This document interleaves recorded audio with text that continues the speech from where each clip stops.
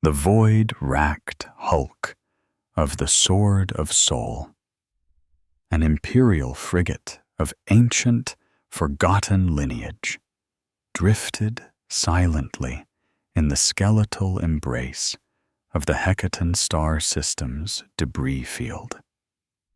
Its ceramite hull, once proud in its polished white and gold, was now a fractured tapestry of pitted, blackened adamantium, scarred by plasma fire and lance strikes.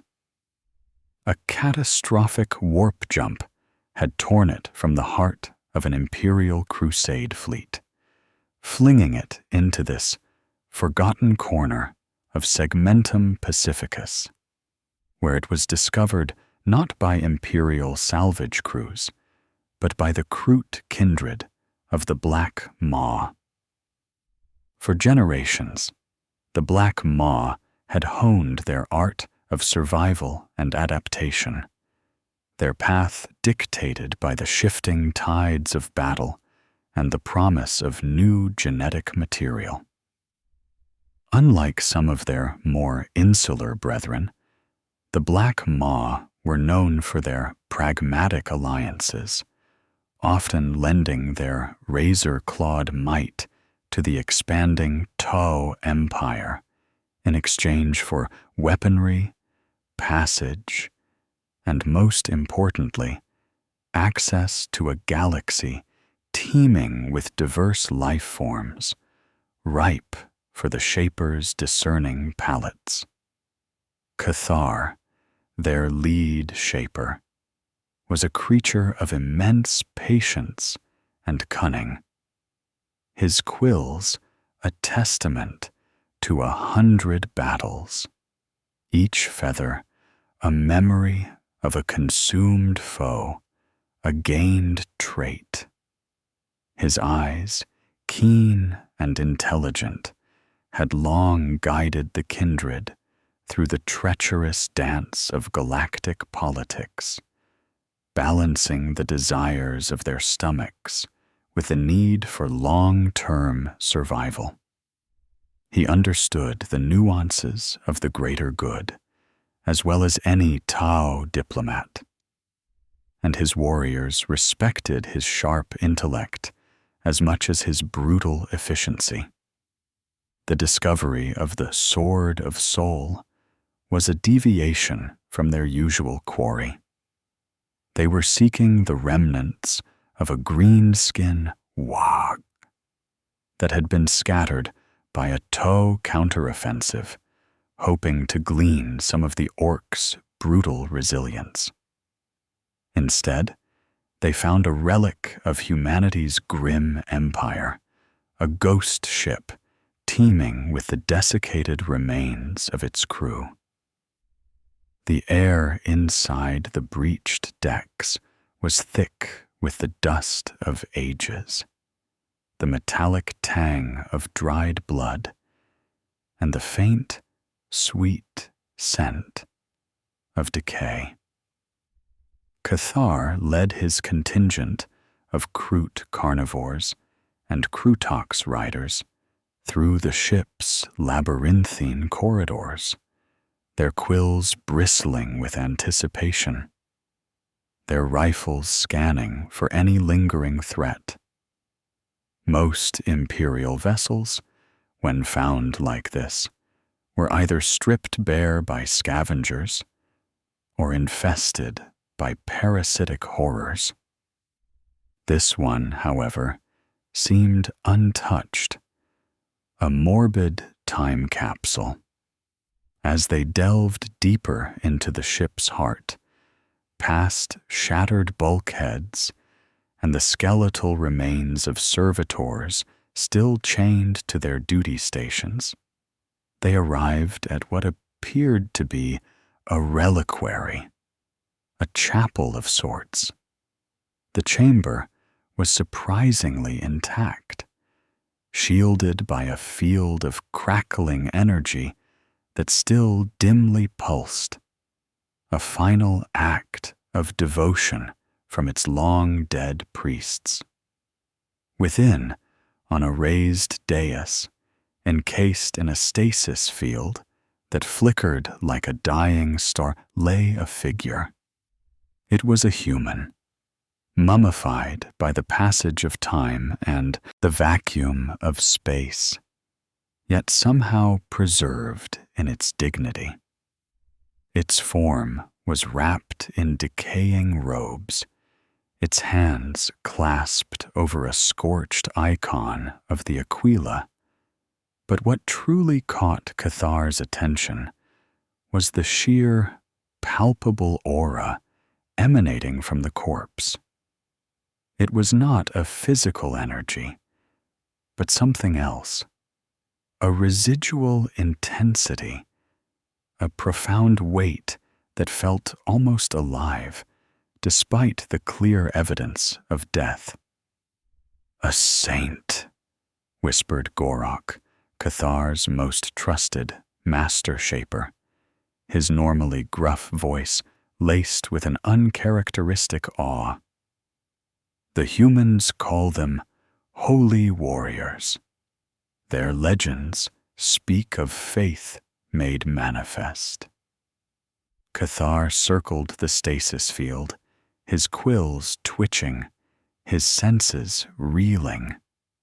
He had consumed many beings, orcs, Eldar, even a few unwary Necrons, though their yelled metallic essence offered little, save for a fleeting echo of ancient purpose. But nothing had ever felt like this. This human was a conduit for something vast, something beyond the Kroot's comprehension of biology and evolution. The data slates they had recovered from the bridge, though mostly corrupted, had spoken in fractured Imperial Gothic of Saint Ignis, the purified flame, a warrior preacher whose zeal had cleansed worlds, only to fall from grace not due to heresy, but to a political maneuver that deemed his victory insufficient. He was executed for a perceived lack of zeal. Ironically, his sacred relics scattered to prevent a cult of personality from eclipsing the ecclesiarchy's narrative. This very vessel had been tasked with ferrying his remains for anonymous disposal. Cathar lowered his head, pressing his cranial quills against the shimmering barrier of the stasis field. The sensation was overwhelming. He saw, or rather felt, flashes of incandescent flame, of masses of humans kneeling in silent prayer, of worlds burning not with destructive fire, but with a purifying light. He saw the saint's conviction, absolute and unyielding, even in the face of his own unjust death. It was a hunger, not for flesh, but for purpose, a terrible singular focus that resonated with a dormant yearning within the Kroot shaper.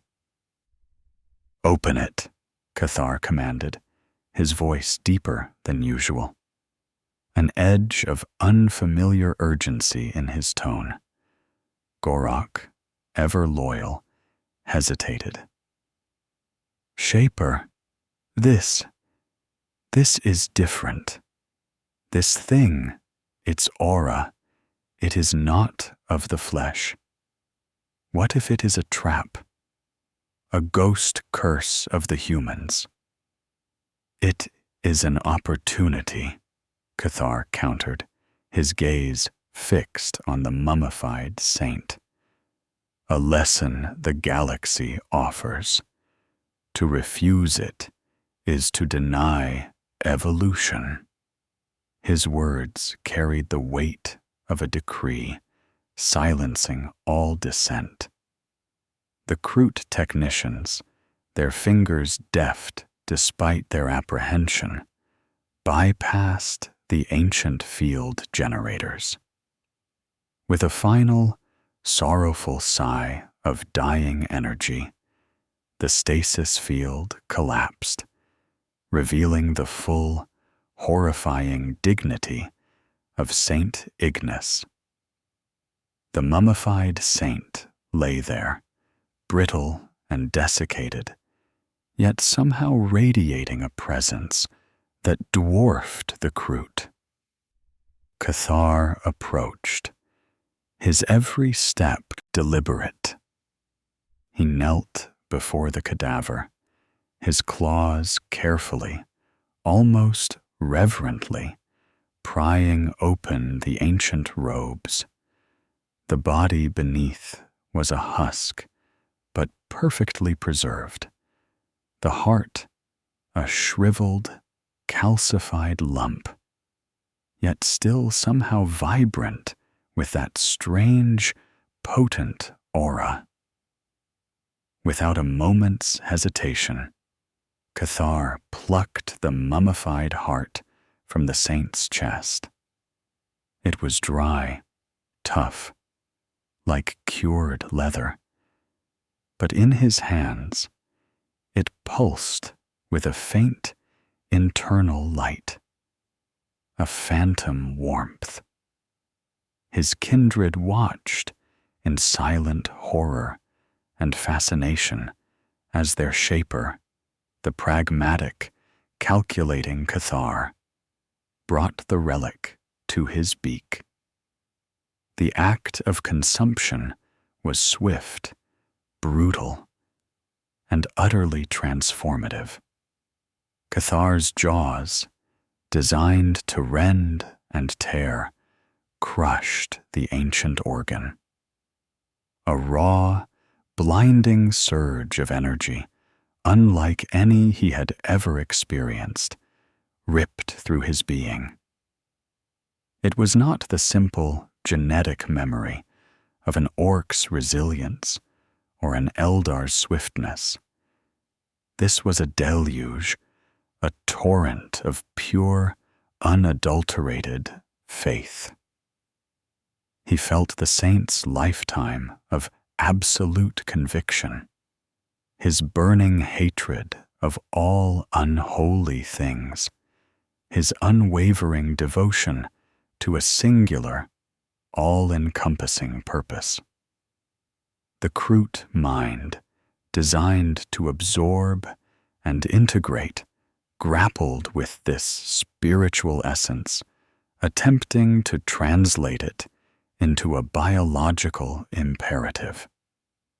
Cathar convulsed, his quills flaring, his body racked by unseen forces. His eyes rolled back in his head, and a guttural, inhuman sound tore from his throat, a shriek that was part agony, part ecstasy.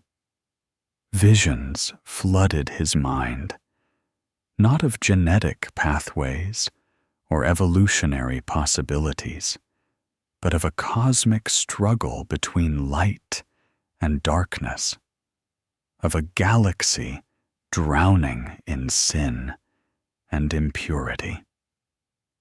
The saint's concept of purity, a theological imperative, twisted within Cathar's Kroot biology into a primordial, ravenous need for absolute biological and spiritual uniformity.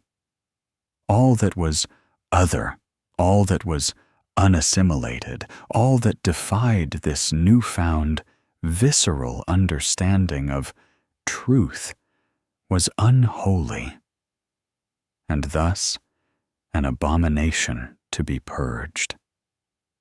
When the convulsions subsided, Cathar stood, but he was no longer the Cathar of old. His eyes, once shrewd and calculating, now burned with an incandescent fanaticism, a terrifying light. His quills, usually a drab green-brown, shimmered with an unnatural, almost spectral glow. He opened his mouth, and a voice, deeper, resonant, and utterly alien, echoed through the reliquary. The maw. It hungers, not for sustenance, but for purification. The galaxy, it is filth. It must be clean. Gorok and the other Kroot recoiled, a shiver running through their collective forms. They saw the transformation, the horrific apotheosis of their shaper. The pragmatic, adaptable Cathar was gone. In his place stood something new, something terrible, born of xenobiological assimilation and the fractured echo of human sainthood. The kindred of the Black Maw had found their purpose, but it was a purpose forged in fire and faith, destined to burn a path unspeakable horror across the stars. The transition was not a single, instantaneous event, but a grotesque, agonizing process that rippled through Cathar's very cellular structure. After consuming the mummified heart of Saint Ignace, the Shaper was lost to his kindred for days, sequestered in a makeshift meditative chamber aboard their Kroot war sphere, the Maw's grasp. Inside, the sounds were guttural, primal, and deeply disturbing.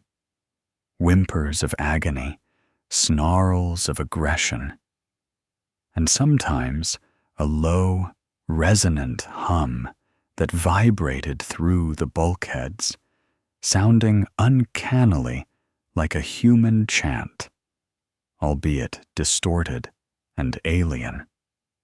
Gorok, ever loyal, stood vigil outside, his quills often bristling with unease.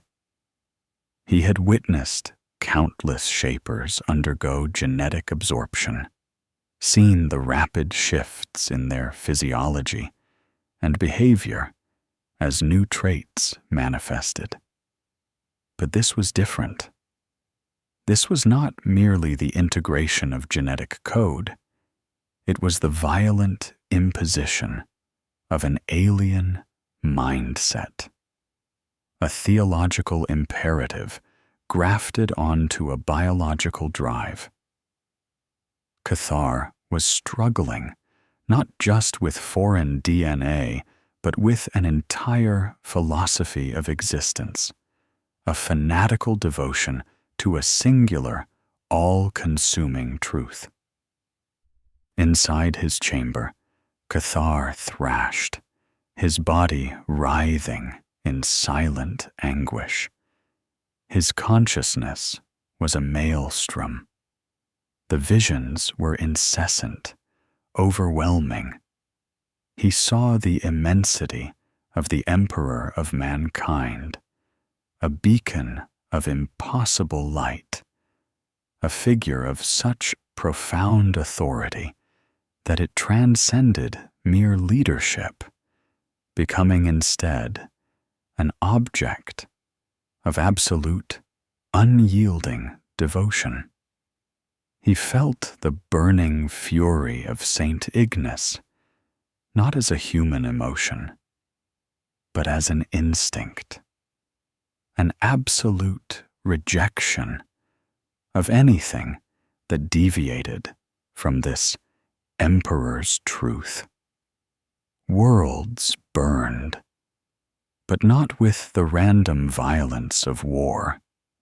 They were cleansed by an unholy fire that purged them of impurity. Heretics were not merely executed. Their very essence was dissolved, their genetic lines condemned to oblivion. The Kroot mind, accustomed to seeing life as a vast, adaptable tapestry of genetic potential, was now being violently shown a binary universe, pure or impure, righteous or an abomination, to be embraced or annihilated.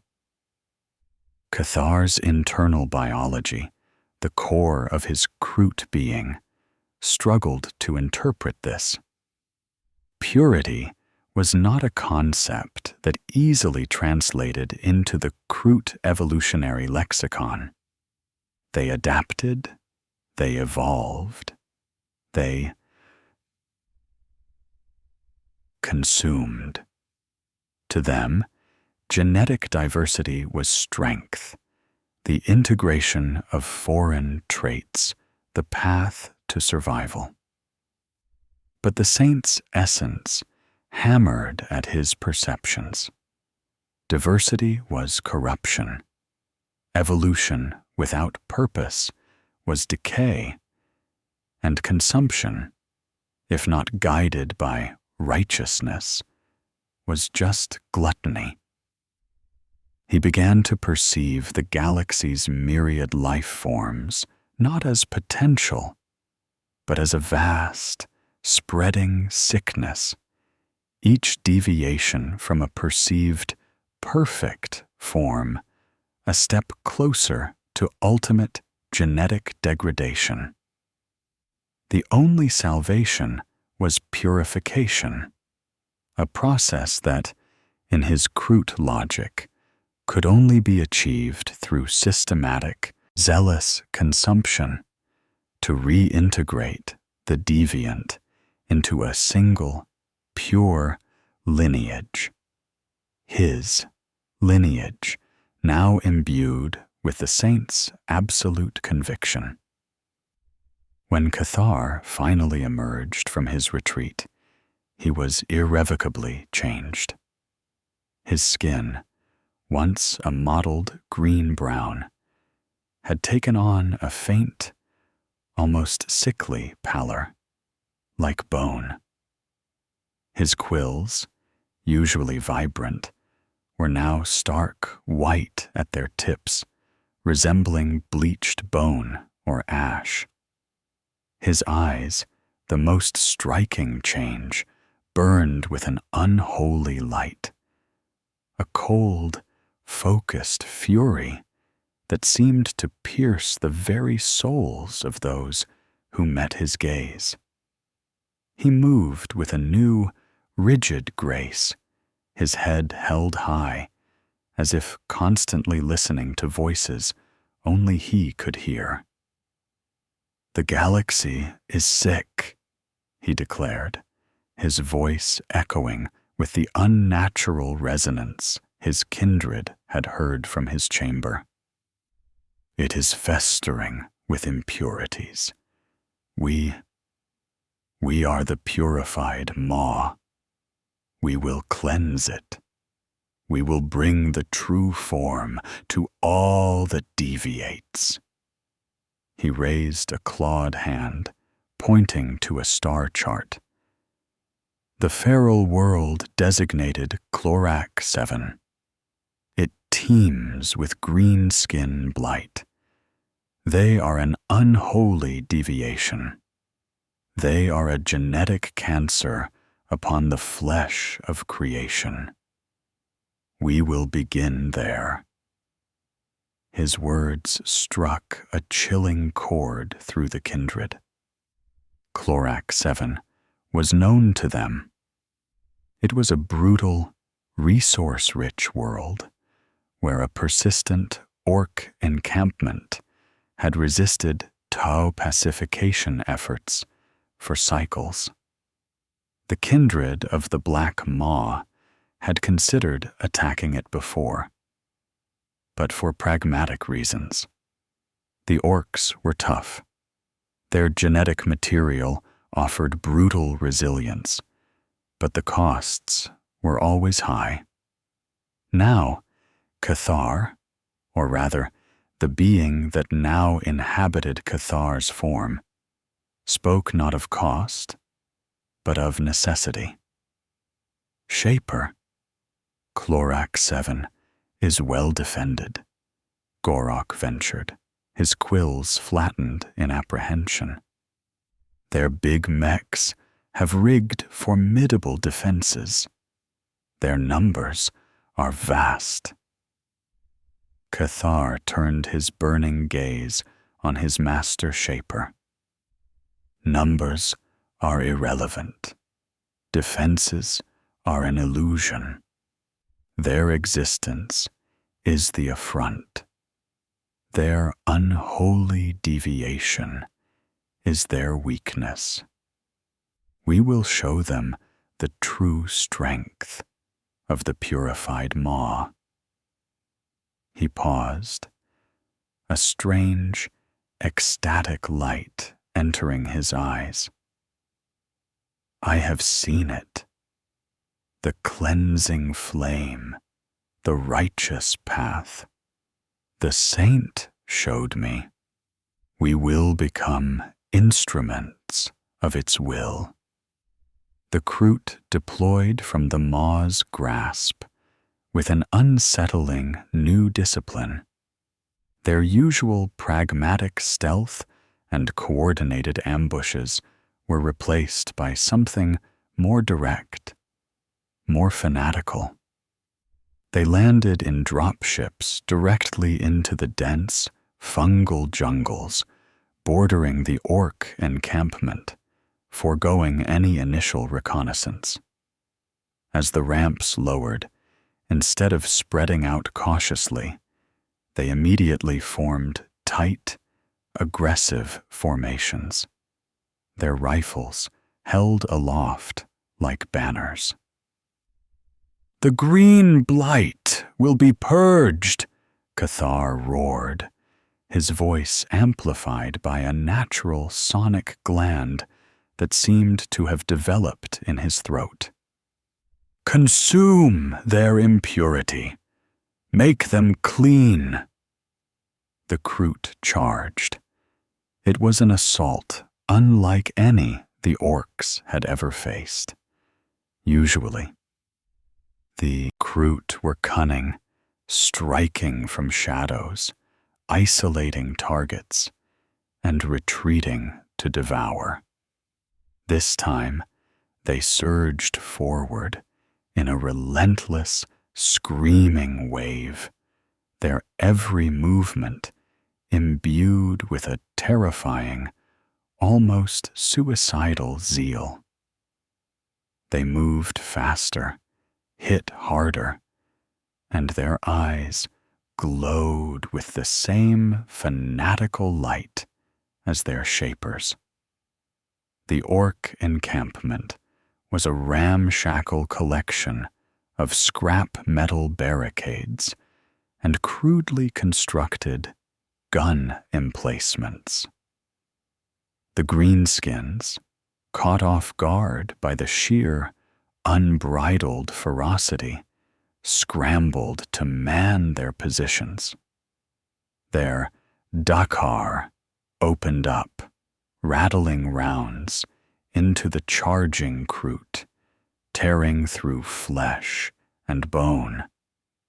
But the purified Maw simply pressed on, their numbers seemingly endless, their resolve unbreakable. Kroot carnivores, normally precise killers, fought with a newfound abandon. They leapt into groups of orcs, their blades flashing, not just to kill, but to maim and incapacitate for later consumption. They ignored wounds that would have sent them reeling before. their bodies seemingly immune to pain, driven by the burning conviction that pulsed from Cathar. Krootoks, usually ponderous beasts of burden, charged with the force of battering rams, their hides now surprisingly resilient, seemingly toughened by a rapid adaptation.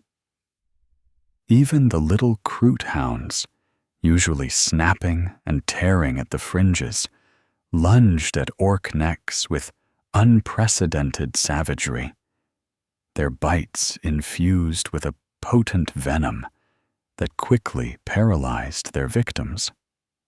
Cathar himself was a whirlwind of destruction at the vanguard.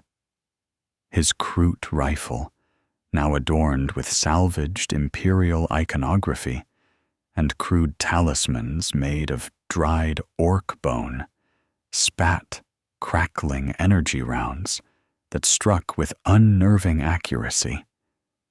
But it was his close-quarters combat that truly horrified his own kindred. He moved with a blurring speed, his claws carving through orc armor and flesh with effortless ease. He didn't just kill, he purified. He would tear an orc's arm from its socket, not to disable, but to present the bleeding limb to a nearby carnivore for immediate ritualistic consumption. He would crush an orc's head, not just to dispatch it, but to shatter the very vessel of its unholy thoughts. "Cleanse, cleanse, cleanse," the Kroot chanted, a rising chorus of guttural cries that sent shivers down the spines of even the most hardened carnivores. It was a new mantra, a new battle cry that replaced their traditional calls for sustenance. Gorok, fighting grimly beside his transformed shaper, watched in a mixture of horror and grudging awe. He saw carnivores, their bodies riddled with bullet holes, still fighting, still tearing. He saw a Krootoks absorb a burst of autocannon fire that should have felled it, then charge on, its hide visibly thickening, gaining layers of chitinous armor in real time. The genetic assimilation was happening faster, more violently, more viscerally than ever before. But it was not the controlled, measured adaptation he was used to. It was a forced, rapid evolution, driven by the furious, unrelenting conviction of Cathar. The orcs, for all their resilience, could not stand against this new, zealous savagery. Their wah energy, usually a unifying force, seemed to curdle in the face of such absolute, unreasoning faith. They began to break, their cries of "Wag" turning to panicked shrieks as the Kroot, no longer merely predators, became instruments of an alien, biological wrath.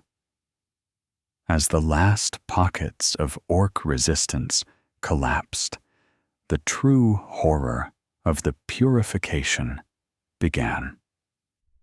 Cathar stopped the systematic devouring that followed every Kroot victory. This was no longer about a quick meal or selecting prime genetic samples. This was a ritual. Under Cathar's eerie direction, the surviving orcs, wounded and whimpering were rounded up. They were not summarily executed. Instead, they were arranged in concentric circles around a burning pyre of scrap metal and fungal biomass, a crude, Kroot-made effigy to their new, twisted god. Cathar stood at the center, his eyes still blazing, his voice resonating across the battlefield. "Their forms are corrupted," he intoned, gesturing to the terrified orcs. "Their essence is impure. We must reintegrate them. We must absorb their strength and discard their deviation. We must make them clean." Then the Kroot of the purified maw began to devour. But it was not a chaotic feast. It was a precise, almost surgical process. The older, weaker orcs were consumed first, their flesh torn and swallowed with a deliberate solemnity, their genetic material deemed less potent for the purification. The stronger, more resilient orcs were kept alive longer, their living tissue consumed piece by piece, their screams echoing across the blasted landscape. As the Kroot ate, their bodies convulsed, their quills flared, and subtle, rapid changes manifested. A carnivore would grow a crude, bony plate on its forearm, reflecting the orc's own brutal resilience. Another would develop a stronger jaw, an echo of the greenskin's powerful bite. But these were not merely genetic gains. They were perceived as blessings, validations of their crusade. The ground became slick with blood and green ichor, but the Kroot paid it no mind. They moved with a detached, almost serene focus, as if performing a holy rite. Gorok, his stomach churning, watched as a young carnivore, no older than a human adolescent, meticulously consumed the brain of a dying orc knob, then shuddered, its eyes briefly glowing with a primitive, warlike cunning, before returning to the same cold, zealous light that now characterized the entire kindred. By the time the sun set on Chloric 7, the orc encampment was gone, wiped clean, its inhabitants reduced to bones and fragments, and the Kroot of the purified maw stood amidst the carnage, their forms subtly shifted, their zeal solidified. They had gained the orcs' brutal resilience, their thick hides, their aggressive metabolism, but they had not gained their rowdy nature or their love for Daka. Instead, these traits had been twisted, filtered through the lens of St. Ignace's fanatical conviction, becoming tools for more efficient purification.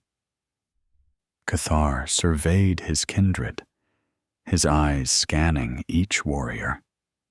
He saw the subtle, adaptive shifts, the new strength. He felt the collective hum of their newly shared purpose.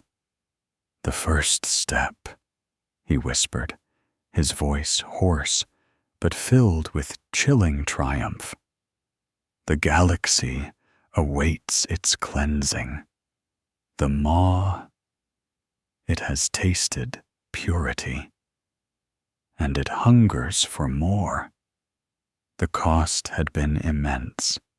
Many Kroot had fallen, cut down by orc guns, but their bodies had been quickly consumed by their brethren, their genetic contributions folded back into the kindred. There was no grief, only pragmatic absorption. The pragmatic Cathar was truly gone, replaced by a zealous, terrifying entity that led his kindred not to evolution, but to a crusade of biological and spiritual annihilation. The kindred of the Black Maw was no more. The purified Maw had been born in fire and blood, and it would burn its way across the stars, leaving behind only sterilized worlds and the faint, unsettling echo of its monstrous new faith.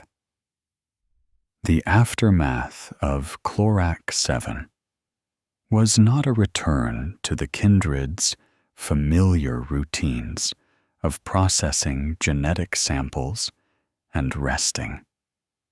Instead, it marked the violent genesis of a new order, a complete restructuring of the purified Maw's existence under the absolute will of Shaper Ignis. The ancient Kroot ways, traditions honed over millennia of pragmatic adaptation and survival, were now deemed impure, unfocused, or inefficient by their transformed leader. The very concept of consumption, once a biological imperative and a path to evolution, was elevated to a sacred rite, a means of purification and cleansing dictated by the twisted faith now burning within Ignis. Shaper Ignis, his form gaunter, his white-tipped quills radiating a constant, faint aura, began to impose an austere doctrine upon his kindred. The immediate objective was to strip away all perceived taint, starting with their very bodies and possessions. The pragmatic approach to weaponry, where Kroot often utilized scavenged or Tau-provided firearms, was immediately denounced. These are the tools of the impure, Ignis rasped, his voice now a constant, low growl that carried unnerving authority. Their mechanisms are born of alien thought, their materials shaped by unsanctified hands. They introduce deviation into our purpose. Any Tau pulse rifles, burst cannons, or even scavenged Imperial bolt guns were to be ritually dismantled. Their components, deemed unholy, were not to be consumed. Instead, they were melted down in crude, improvised furnaces, the resulting slag cast into the void. The Kroot were to return to more primal forms of combat, albeit enhanced by their new genetic acquisitions. Their standard Kroot rifles were retained, but only after each warrior had undergone a personal blessing rite. This involved Ignis laying a hand upon the weapon, muttering guttural incantations in a language that was a grotesque fusion of Kroot primal calls and distorted Imperial Gothic, while the warrior consumed a piece of their own flesh, or a specially prepared, purified morsel of a recently cleansed foe. This act, Ignis proclaimed, would allow the warrior's spirit to flow into the weapon, making it an extension of their pure form rather than a separate, tainted entity. The process was painful, often causing the Kroot warrior to convulse, their quills flaring. But the resulting weapon, now infused with the warrior's zealous conviction, reportedly fired with greater accuracy and impact. Food, too, became a focal point of their new asceticism. The constant, opportunistic devouring of whatever genetic material was available, a hallmark of Kroot existence, was forbidden. Instead, Ignis instituted a regime of ritualistic fasting, often lasting for days, even weeks, in what he termed the cleansing hunger. During these periods, the Kroot warriors would grow visibly gaunt, their naturally lean forms becoming skeletal, their eyes sunken but burning with an unnatural intensity. Their metabolism, usually so efficient at processing new genetic material, now seemed to turn inward, purifying their own cells, stripping away any lingering impurities from past, unsanctified consumptions. The hunger was immense, a gnawing, agonizing torment that permeated every moment. But Ignis taught them to embrace it, to interpret it as a divine test, a purging fire that would hone their resolve. Only when the body screams for sustenance, he would preach, his voice echoing in the sparse, redesigned chambers of the Maw's grasp. Can the spirit truly yearn for purity? Only in the absence of the base desires of the flesh can the true hunger for cleansing be known. When the fasts were broken, it was not with a joyous feast. Instead, it was with the enforced consumption of pure genetic material, meticulously selected by Ignis and his inner circle of shapers, now equally indoctrinated. This pure material was often the heart or brain tissue of particularly resilient or cunning foes they had purified in battle, or the most pristine genetic samples from rare predatory fauna found on newly discovered worlds. These portions were small, precisely measured, and consumed with a grim solemnity, often accompanied by more of Ignis's chilling chants. The Kroot warriors, driven to the brink by hunger, would devour these morsels with a ferocity that bordered on madness, their bodies rapidly absorbing the new traits, not for pragmatic adaptation, but for the purification of their own kindred's genetic line. The physiological changes within the kindred were rapid and disturbing. The Kroot of the purified Maw began to lose the subtle variations that marked different kindreds.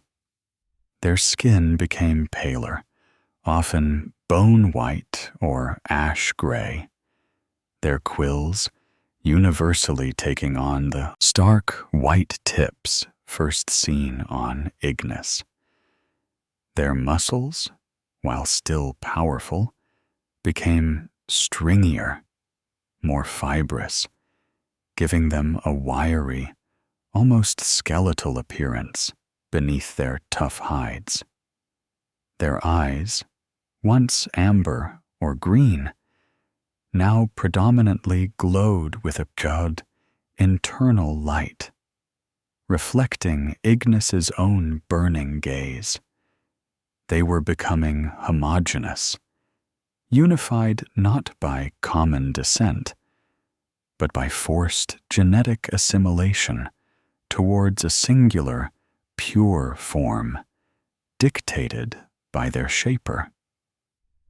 Their fighting style, once a blend of guerrilla tactics, lightning-fast ambushes, and strategic withdrawals, devolved into something far more savage and terrifying. The pragmatism that once guided them, the careful assessment of risk and reward, was entirely replaced by an unthinking, fanatical zeal. When Shaper Ignis gave the command, they charged, heedless of casualties, driven by a religious fervor that numbed them to pain and fear. Their movements became frenzied, almost ecstatic, their beaks snapping, their claws tearing, their rifles firing with a wild abandon. They no longer sought to disable or capture. They sought to annihilate, to erase, to purify through utter destruction and consumption. Every strike, every shot, every tearing bite was imbued with the absolute conviction that they were purging the unholy, acting as instruments of a cosmic cleansing. Gorok, the master shaper, felt the changes more acutely than most. He remembered Cathar, the shrewd leader who had taught him the subtle art of gene crafting, of balanced consumption. Now he served a creature that spoke of sin and redemption and divine fire. Gorok's own body had begun to adapt, his quills whitening, his skin paling, the gnawing hunger a constant companion. He participated in the rituals, outwardly showing compliance, but inwardly a storm of doubt raged. He saw the suffering of his kindred, the haunted look in the eyes of younger carnivores who struggled with the constant deprivation and the psychological weight of their shaper's absolute authority. He saw the horrifying efficiency of their new fighting style, the unparalleled brutality, but he also saw the cost, the loss of their Kroot identity, the surrender of their ancient traditions to this alien, adopted faith. One incident, during a cleansing mission on a minor asteroid colony infested by a relatively benign squat mining guild, cemented Gorok's growing dread. The squats, though Xenos, had always been a source of interesting genetic material, their resilience, their innate engineering prowess. The Kroot had previously traded with them, occasionally acquiring a few for consumption through discreet skirmishes. This time, however, Ignis declared them unholy hoarders of the earth's bounty, their greed a defilement. The kindred of the purified Maw swept through the asteroid, not just killing, but meticulously tearing apart every piece of squat technology, every mining implement, every habitation unit. The squats themselves were butchered with extreme prejudice. During the purification of the colony's central refinery, a young Kroot warrior, a carnivore named Xylos, hesitated before consuming a piece of squat brain matter. Xylo, still clinging to some shred of his former self, had seen the squats as capable engineers, their intellect a trait worth integrating, not just blindly devouring. He looked at the mangled squat corpse, then at the burning, unwavering gaze of Shaper Ignis, then back at the brain, his beak trembling. "You hesitate, Xylos?" Ignis's voice cut through the din of battle, cold and sharp. "You question the path to purity. Do you deem the squat's essence worthy of consideration, despite its inherent deviation? Does your stomach still yearn for the comfort of unexamined consumption?" Xylos stammered, "Shaper, their ingenuity. It is a strong trait. Perhaps, if we understood it first, refined it." Ignis moved with terrifying speed, his clawed hand closing around Xylos's throat. The younger Kroot gasped, his quills flattening in fear. "Ingenuity without purity is but a tool for further degradation," Ignis snarled, his eyes blazing inches from Xylos's face. "Your thought is a whisper of heresy. It is the taint of self-will. Only the purified Maw wills. Only the cleansing flame guides." With a sudden, brutal twist, Ignis snapped Xylos's neck. The carnivore's body went limp. Before Gorok or any other Shaper could react, Ignis leaned down and, with chilling deliberation, tore open Xylos's chest. He pulled out the young Kroot's still beating heart and, without a word, consumed it himself. "His weakness was deviation," Ignis proclaimed, his voice resonant with an unsettling calm. "But his essence was still of the Maw. I shall purify it. I shall absorb his misguided will and guide it into the righteous path." A ripple of fear and renewed zeal ran through the kindred.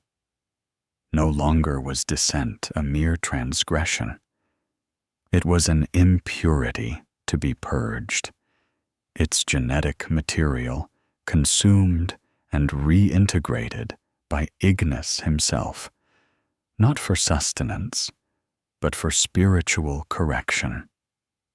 From that day forward, no Kroot dared question Shaper Ignis's decrees.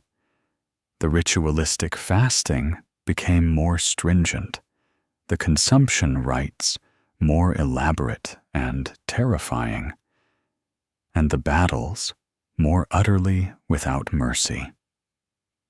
The kindred's fighting style, already fanatical, became a terrifying, frenzied dance of destruction. Each warrior a mindless extension of Shaper Ignis's absolute conviction. They were no longer the pragmatic kindred of the Black Maw, known for their cunning and adaptability. They were the purified Maw, a living weapon of xenobiological zealotry, a grim testament to the horrific power of an alien faith. The transformation of the kindred of the Black Maw into the purified Maw did not go unnoticed in the sprawling, interconnected tapestry of the galaxy. Whispers, at first faint and disbelieving, began to ripple through the Kroot enclaves and, more alarmingly, among the logistical and intelligence cadres of the Tao Empire, other Kroot kindreds, traditionalists who adhered to the balanced path of pragmatic consumption and cautious adaptation, viewed the purified Maw with growing alarm. Tales of ritualistic fasting, forced genetic homogeneity, and the purging of deviant elements within Ignis's own ranks spread from trader to scavenger, from Kroot mercenary company to Shaper conclave.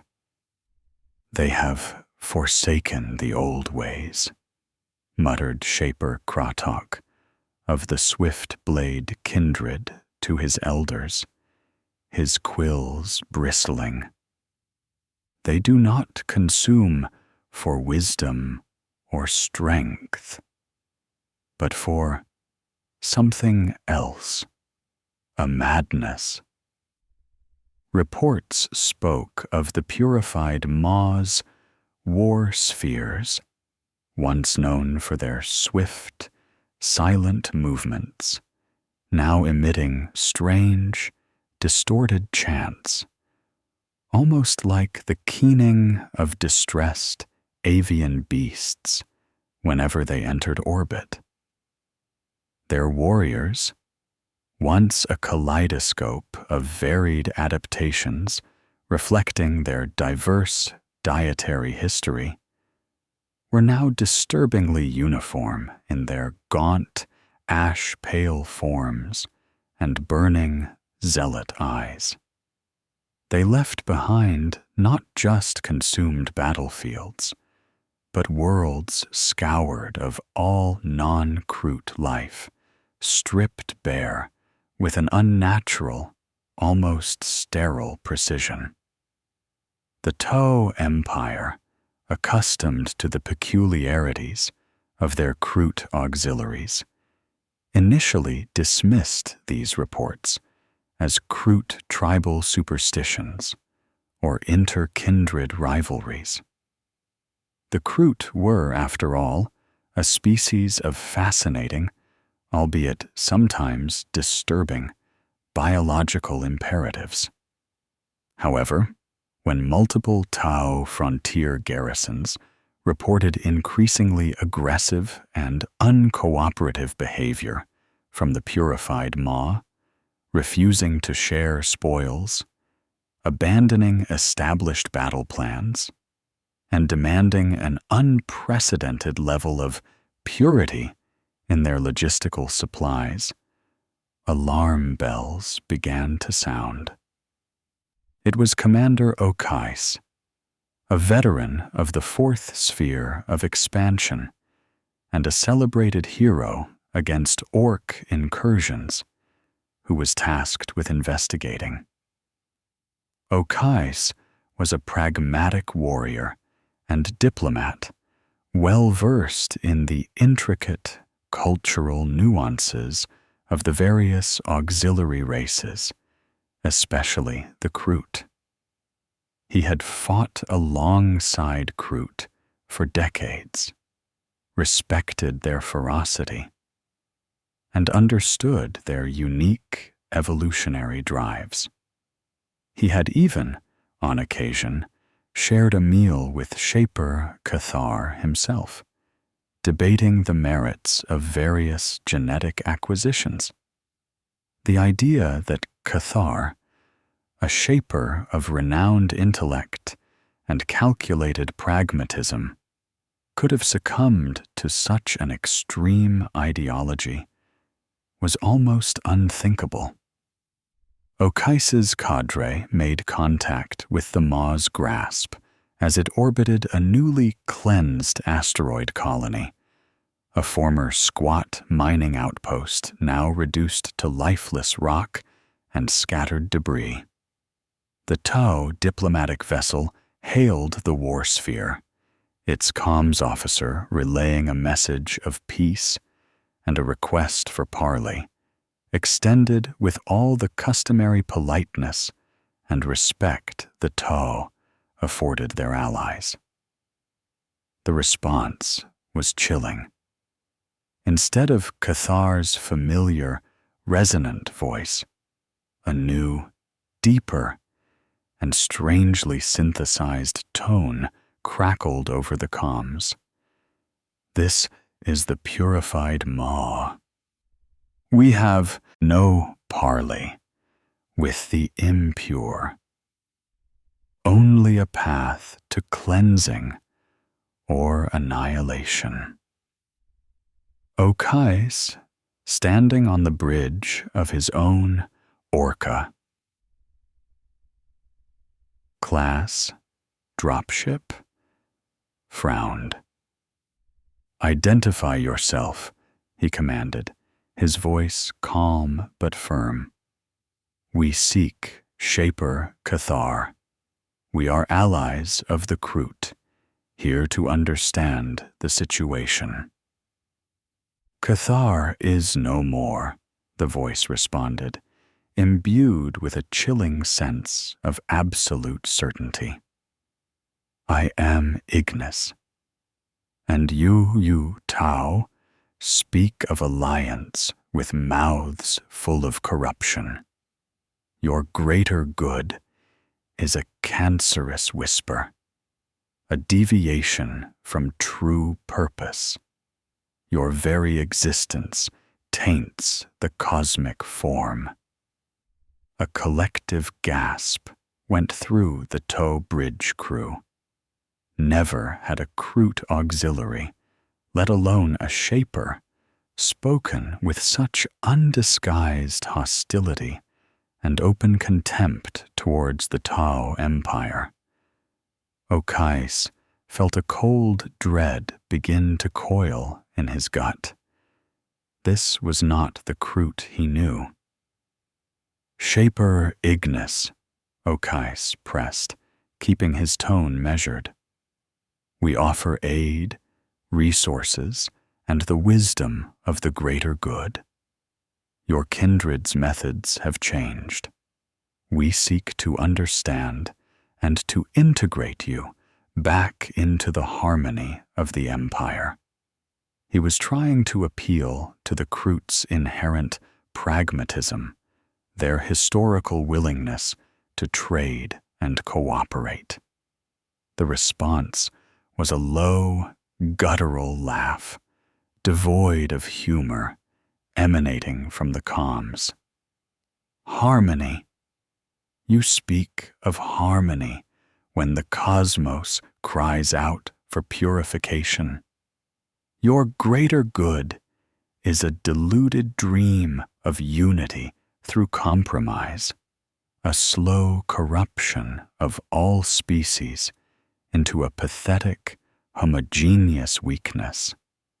True unity comes through absolute cleansing, through the forced evolution towards a singular, righteous form. Your path is a lie. Your very presence is a contaminant." Then the comms link crackled with an unnerving silence, followed by a sudden burst of static and a single, chilling phrase in heavily accented, distorted Tao. "Turn back, Commander, or face the purifying flame." The link severed. Okais stared at the black screen, his expression grim. This was no mere misunderstanding. This was a direct, ideological assault, a fanatical rejection of everything the Tao stood for. He reviewed the latest intelligence reports, which had become increasingly alarming. The purified Ma was exhibiting extreme aggression towards any non-Kroot life forms they encountered, regardless of species or affiliation. They had begun to ignore distress calls from Tau colonies under attack by orcs or other threats, sometimes even observed, watching the devastation from orbit before moving in to cleanse the battlefield of survivors, both orc and Tau. Gorok, though forced into compliance, felt the growing alienation acutely. He was present during one of the kindred's rare, tense encounters with a scout force from another Kroot kindred, the Swift Claws, who had attempted to ascertain the truth of the rumors. Shaper Ignis had faced their emissary, a grizzled old shaper named Krodax, with an unyielding coldness. Krodax had tried to appeal to shared history, to the ancestral pacts of Kroot kindreds.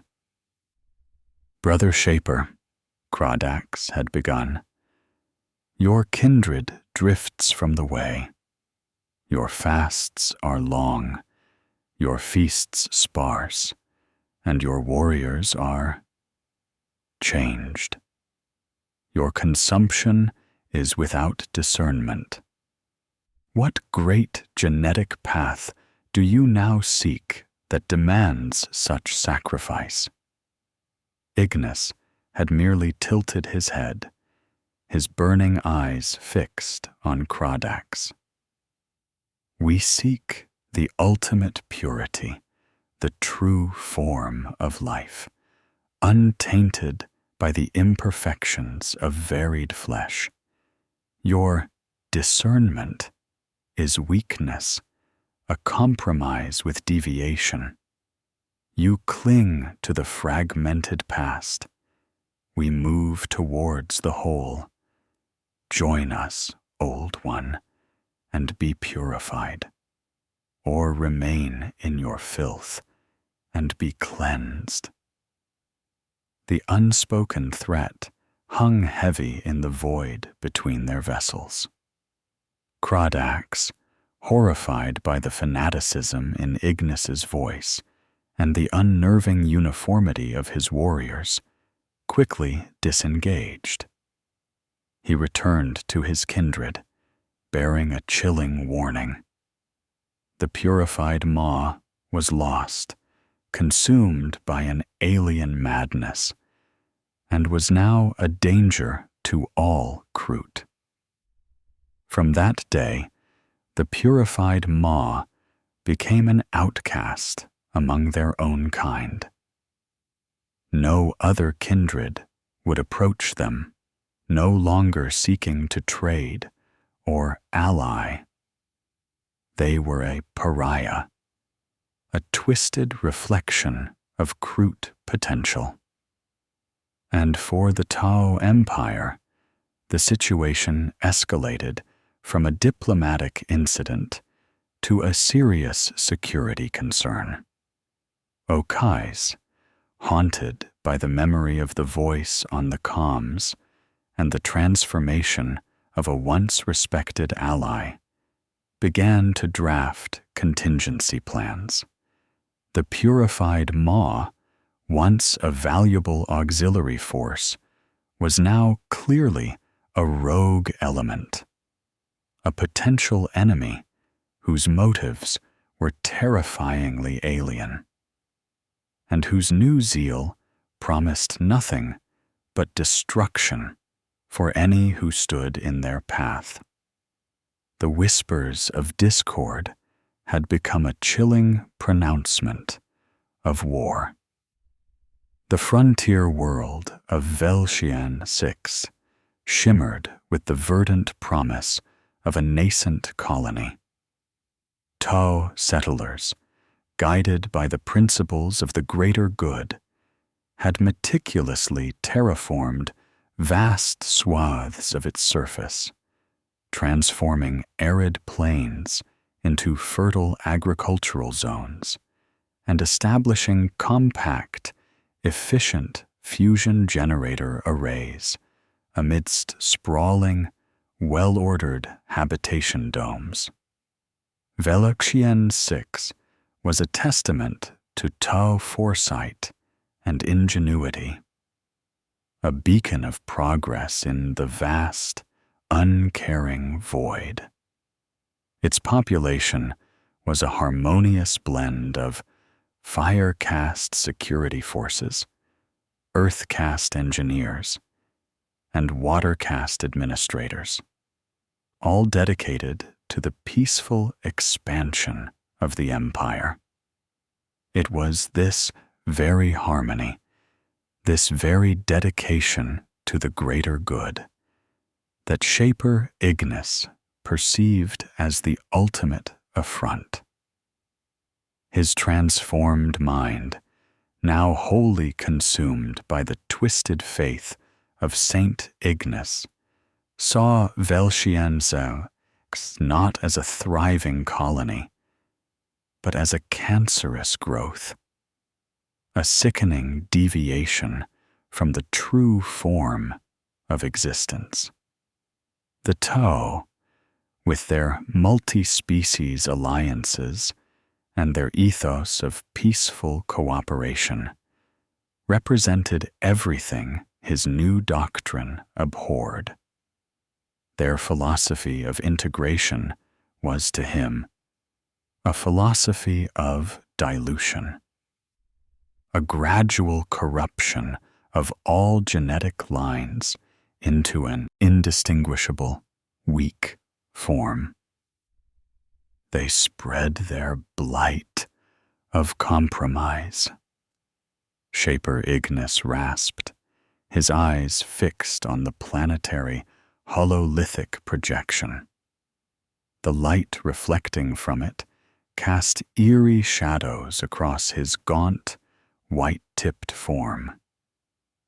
They invite all impurities to gather under their false good. Their very souls are diluted. They must be cleansed from within.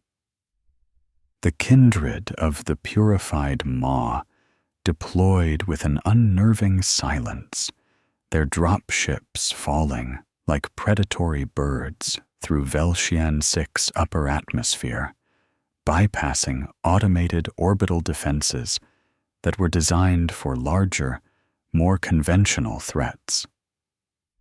Their intelligence, gleaned from years of Tau alliance and a sudden, violent absorption of a water-caste diplomat's brain, allowed them to target key infrastructure nodes with surgical precision. But this was not a tactical strike. This was an act of profound, zealous desecration. Their landing zones were deliberately chosen. Not military garrisons, but civilian habitation sectors and the sprawling, nutrient-rich hydro farms that fed the colony. The first wave of purified Maw Kroot struck at dawn, when the Tau were most vulnerable, emerging from the dense, managed forests like wraiths. They were an utterly terrifying sight. Their ash-pale skin, their bone-white quills, and their burning, cold eyes. Their Kroot rifles, now custom-fashioned and blessed by Ignis, spat focused energy bursts that tore through ceramite and flesh alike. The Tau fire. Caste garrisons, accustomed to skirmishes with feral orcs or opportunistic pirates, were unprepared for the sheer, unbridled fanaticism of their former allies. The Kroot did not merely fight. They hunted. They moved with a chilling precision, each warrior a living instrument of Ignis's will. Their attacks were not about conquest or strategic advantage. They were about purification. A Kroot carnivore, its body now unusually lithe and strong, would smash through a habitation dome's reinforced window, not bothering with demolition charges. Another would tear apart a TOW crisis response team, not just killing them, but meticulously consuming specific organs, even as battle raged around them, driven by an almost pathological need for cleansing. The Kroot hounds, now larger and sporting rudimentary chitinous plates from their orc consumption, were unleashed in feral packs, tearing through startled TOW civilians with a savage glee. Their purpose not just to kill, but to maim and prepare for consumption. Shaper Ignis himself led the charge into the heart of the primary TOW civic complex. His movements were a blur of motion, each strike of his claws precise, deadly. He wielded his blessed Kroot rifle like a holy relic, each shot an act of divine judgment. He tore through fire-cast warriors, his eyes alight with a terrifying ecstasy. He did not speak, save for the occasional guttural roar of "Purify, cleanse." His presence was a psychic shockwave, a palpable wave of absolute conviction that left the TOW reeling.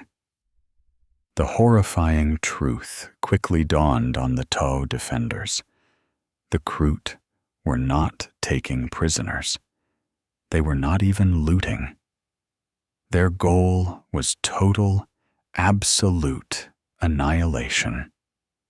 And for some, the fate awaiting them was far worse than death. On the nutrient-rich hydro farms, the kindred performed their most egregious acts of purification. TOW workers, trapped amidst the towering hydroponic vats, were systematically rounded up. They were not merely executed, they were prepared. Under the watchful, burning eyes of the Kroot, water-caste diplomats and earth-caste engineers were stripped of their clothing, their bodies meticulously examined. Shaper Ignis arrived, his presence chilling the very air. "Their forms are weak," he declared, gesturing to a cowering group of TOW. "Their flesh is accustomed to comfort, their spirit to compromise. Their greater good is a veil for genetic dilution. We must strip away this weakness. We must distill their essence, their intellect, their capacity for societal organization. These are strengths. But they are strengths turned towards the path of impurity. We will take these strengths. We will cleanse them of their deviation. Then the horror began. It was not a chaotic feast, but a methodical, almost ritualistic processing. Specific tau were selected for immediate consumption, usually the most intelligent, the most influential, their brains and hearts devoured whole. Others, particularly those whose genetic makeup was deemed less potent or too diluted, were simply executed and left to rot, their bodies deemed unworthy of purification. The screams of the tow echoed across the hydro farms, mingling with the chilling, guttural chants of the purified maw. Kroot warriors, their faces smeared with tow blood, consumed their victims with an unsettling solemnity, their quills flaring as the foreign genetic material was violently integrated. The genetic assimilation of tau essence was swift and brutal. Kroot warriors developed a heightened tactical awareness, an uncanny ability to predict enemy movements. Some developed rudimentary psionic abilities, a faint echo of the ethereal's potent influence over the tau mind, twisted into a new, horrific form of control over their foes. Others developed a greater dexterity in manipulating complex alien technology, though they still rejected it for their own use, preferring to dismantle and discard it as impure. But these were not merely beneficial traits. They were viewed as gifts from the saint, validations of their unholy crusade, proof that the tau impurity was being distilled into Kroot purity. Velshien 6 burned. The carefully constructed harmony of the tau colony was shattered, replaced by an inferno of violence and the chilling, systematic terror of the purified maw. By the time the tau fleet, mobilized by desperate distress signals, arrived in orbit, they found only a graveyard. The habitation domes were blasted apart, the hydro farms scorched, and the air was thick with the stench of charred flesh and the metallic tang of blood. The maw's grasp and its attendant war spheres were already disengaging, their holds filled not with plunder, but with the assimilated essence of their victims. The true horror, however, lay in the silence. There were no survivors. The purified maw had left behind a perfectly clean slate, a world utterly devoid of the impurity of the tau. It was an act of total, uncompromising genocide, not born of hatred, but of a monstrous, twisted faith. Commander Okais, leading the relief fleet, stood on the bridge of his flagship, the Blade of Taun, as orbital scans confirmed the extent of the devastation. His heart, usually disciplined and controlled, now felt a cold, righteous fury. The Kroot, once allies, had committed an unforgivable act, a betrayal of the deepest trust. They had not just attacked a tow world, they had consumed it, not for sustenance, but for a twisted ideology.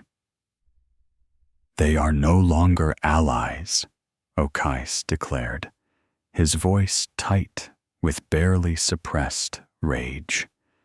They are an enemy, a cancer. We will hunt them down.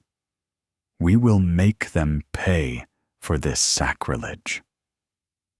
His personal vendetta against Shaper Cathar, now Ignis, was born in that moment.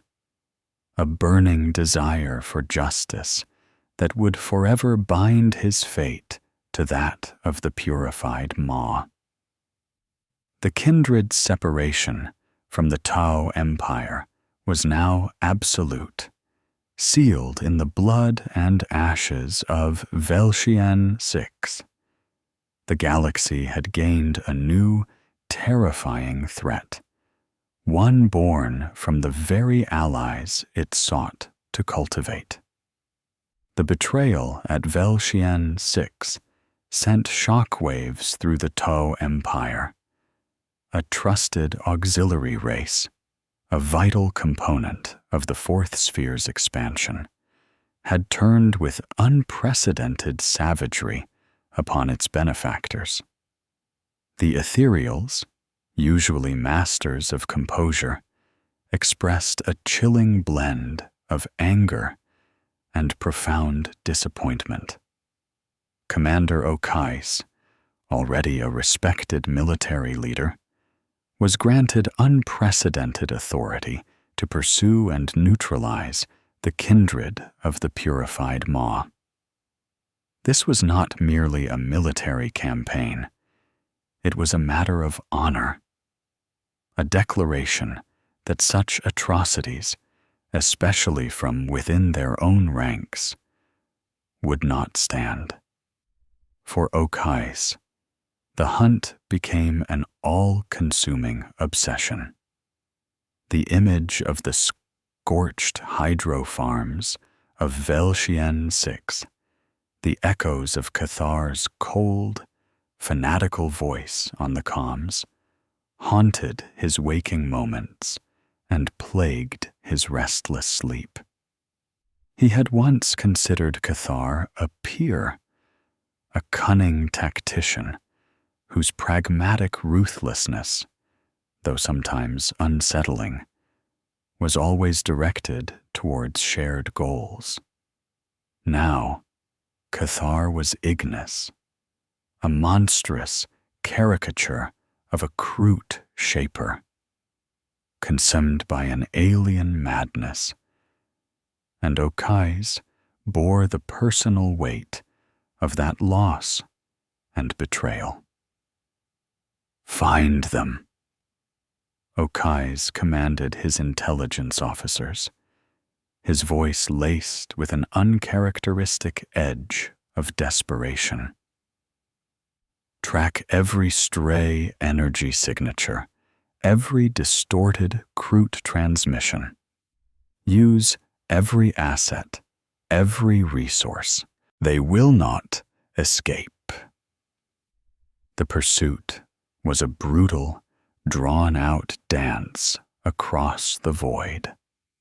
The purified Maw, guided by Ignis's newly acquired, terrifyingly precise predictive capabilities, a twisted assimilation of Tau tactical acumen, proved incredibly elusive. Their war spheres, once recognizable by their standard loadouts, began to shift and mutate, their hulls growing rudimentary chitinous plates from absorbed orc genetic material, their engines modified with salvaged, repurposed technology from countless cleansed vessels. They moved with an unsettling fluidity, appearing suddenly at the fringes of Tau Spas, striking a remote outpost or a cargo convoy, and then vanishing into the stellar nebulae or asteroid fields before Okais' forces could bring their full might to bear. Okais' cadre, renowned for its precision and technological superiority, found itself constantly frustrated. The purified Maw no longer fought like Kroot. They fought like fanatical zealots. Their attacks were not merely efficient. They were imbued with a terrifying, religious fervor. They didn't retreat when overwhelmed. They fought to the last, seeing death in battle as a final act of purification, their bodies quickly consumed by their brethren to prevent their genetic material from being tainted by enemy hands. This tactic, while horrifying, made it nearly impossible for Okais to capture live Kroot for interrogation or study, denying him crucial intelligence. He deployed Pathfinder teams, utilizing their advanced stealth systems to track the purified Maw's movements. Fire warrior teams were dispatched to investigate every suspicious lead, every whisper of unusual activity. He even, reluctantly, contacted other Kroot kindreds, hoping to glean insights or even enlist their aid. But the other Kroot were terrified of Ignis. They offered vague warnings, spoke of Ignis having a dark fire in his soul, but steadfastly refused to engage their mutated brethren. He is no longer Kroot, a shaper of the swift blades had told Okais' watercast envoy. He is something else, a devourer of souls, not just flesh. The Toe began to learn the hard way about the purified Maw's new adaptations. On the agri-world of Cathar Prime, ironically named given the Kroot's history, a Toe defensive line was suddenly breached, not by a flanking maneuver, but by Kroot warriors who seemed to phase through their energy shields, their bodies rapidly rematerializing on the other side. This terrifying ability, a grotesque echo of Toe teleportation technology, had been assimilated and biologically integrated by Ignis' Kroot, making them incredibly dangerous in close quarters. Another time, a Toe Ghost Keel battlesuit team was overwhelmed by Kroot carnivores, whose hides had become so thick and chitinous that even plasma rifle fire barely scorched them, a direct result of their orc consumption, amplified by Ignis' purification rituals. Okais, observing the tactical readouts, felt a growing despair.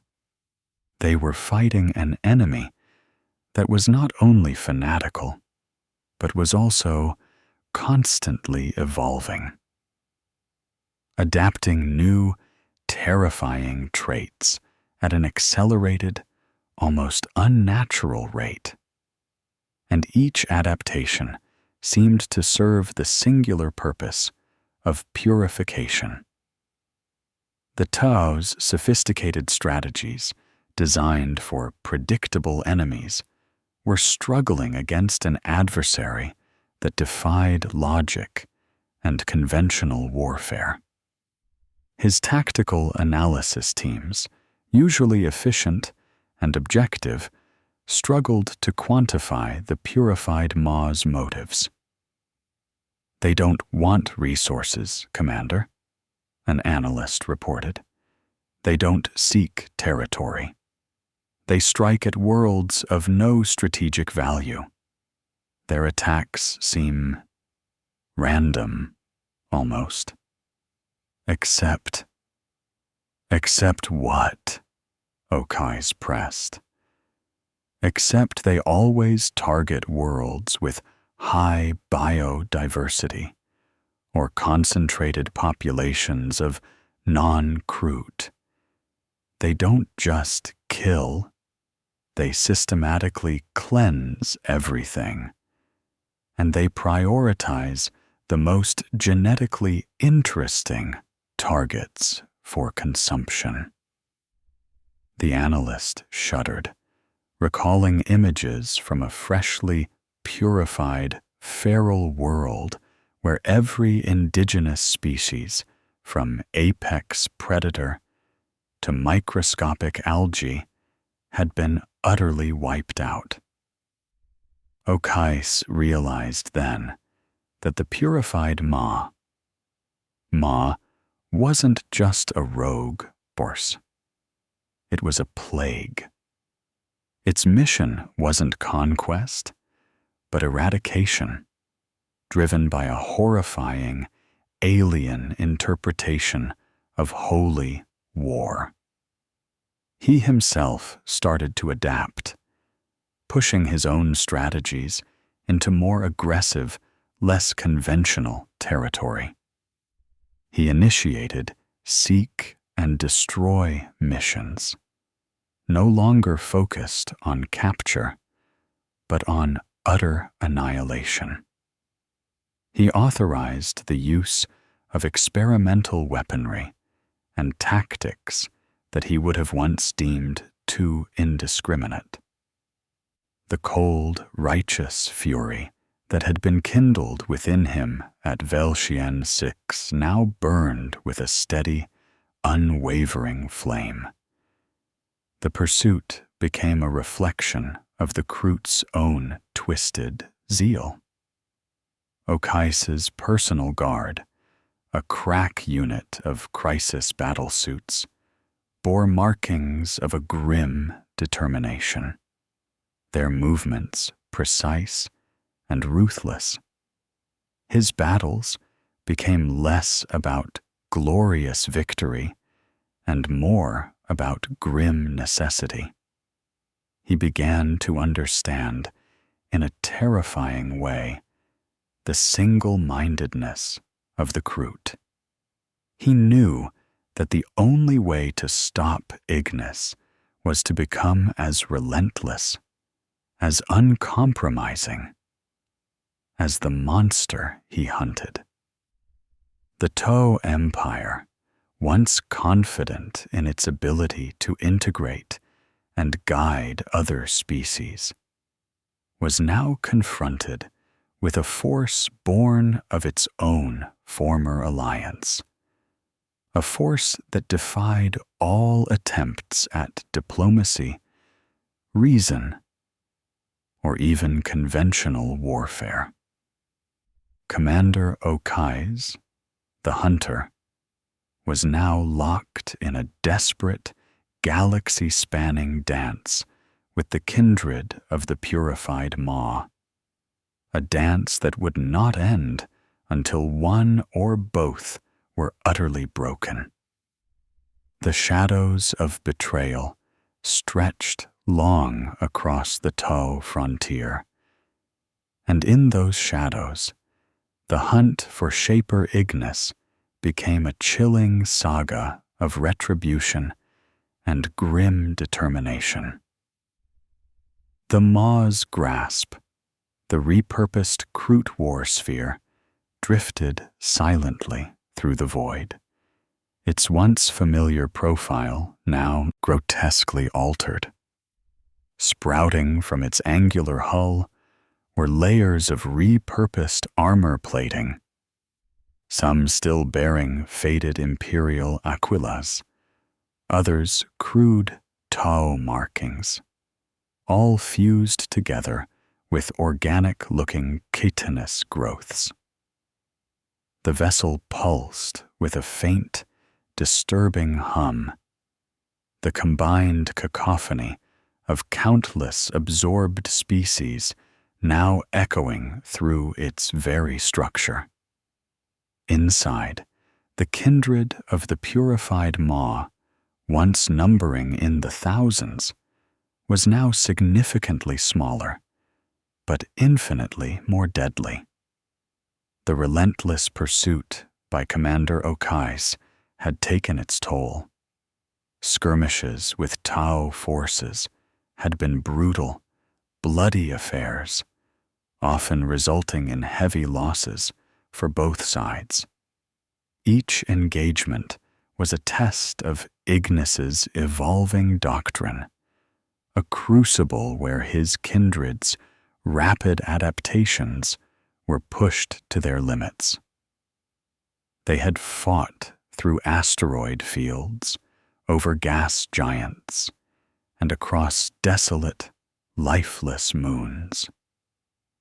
Each purification exacted a price, and each Tau victory, however small, was bought with immense sacrifice. The Battle of Hor-Un's Nebula was one such Pyrrhic victory.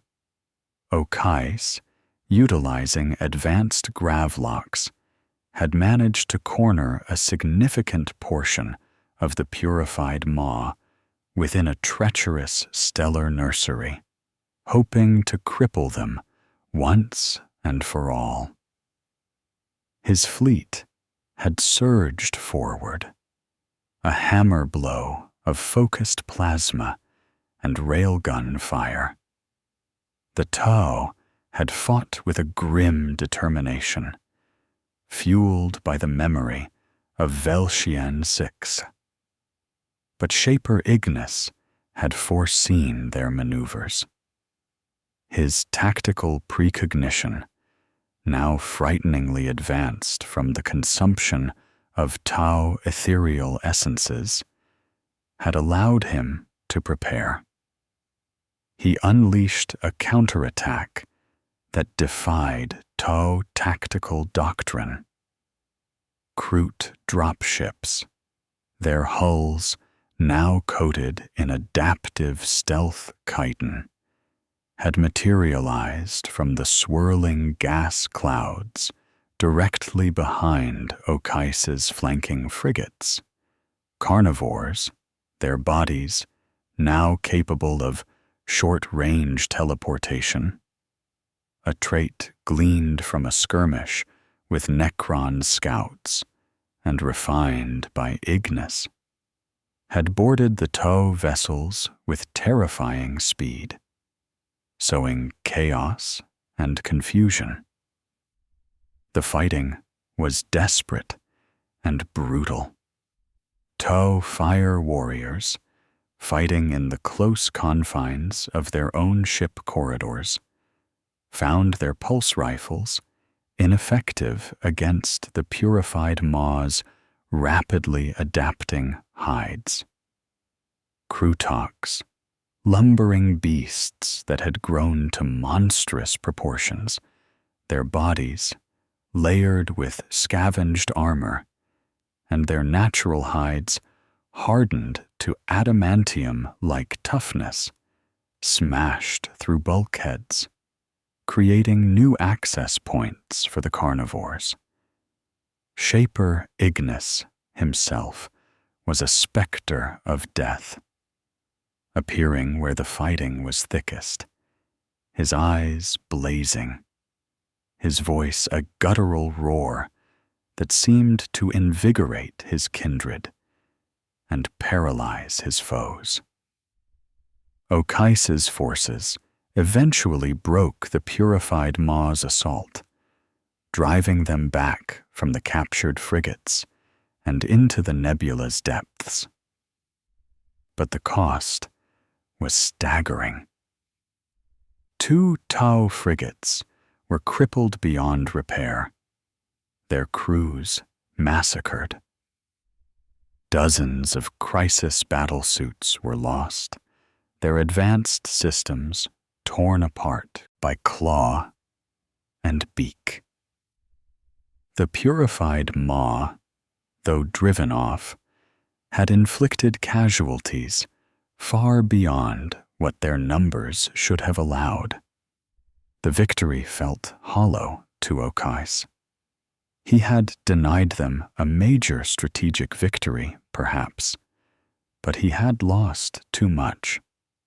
The constant attrition, the relentless adaptation of the Kroot, was taking a severe toll on his cadre's morale and resources.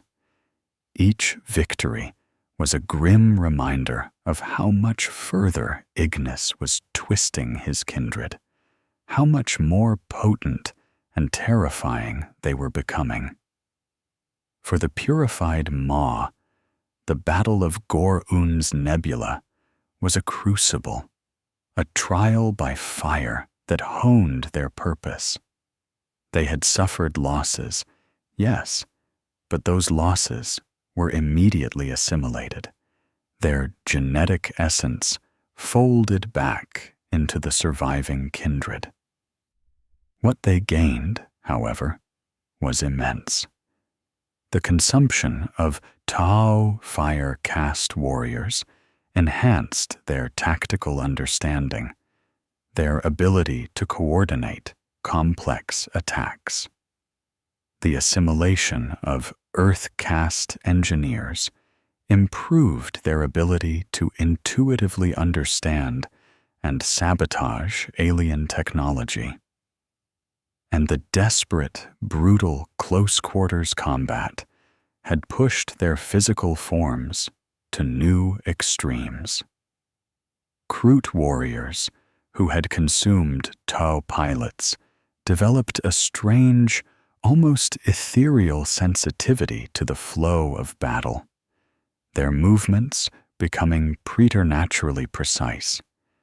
Those who had devoured engineers learned to intuitively detect weak points in armor, their strikes finding seams and joints with uncanny accuracy. Their hides, already tough, now sported iridescent, light-absorbing patterns, a crude form of chameleonic stealth, mimicking the Tau's own ghost keel units. Their forms, already gaunt and pale, became even more skeletal, their skin taut, their eyes burning with a fiercer, more focused light. They were becoming living weapons, perfectly honed for their crusade of purification. But the greatest gain for Ignis was spiritual. The desperate fighting, the immense pressure, had only solidified his kindred's faith. Those who survived had proven their unwavering devotion. The suffering, the losses, the agony of battle, all were interpreted as tests, as a divine forge refining their will and purifying their form. The Kroot were no longer individuals, but extensions of Ignis's singular purpose. Gorok, the master shaper, felt the grim changes within himself. His body was now a canvas of assimilated traits, his quills now entirely bone white, his skin like polished ivory. He fought with the same zealous ferocity as his brethren, but a flicker of the old Kroot pragmatism remained buried deep within him, a silent observer to the horror. He noted the increasing efficiency of their gene assimilation, the speed at which their bodies adapted to new challenges. He saw Kroot warriors who had been grievously wounded in one engagement return to battle.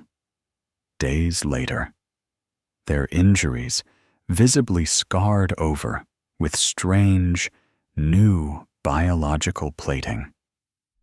Yet, he also saw the cost. The kindred's mental landscape was shrinking. Their collective memory was no longer a vast repository of diverse genetic experiences, but a single, focused doctrine of purification.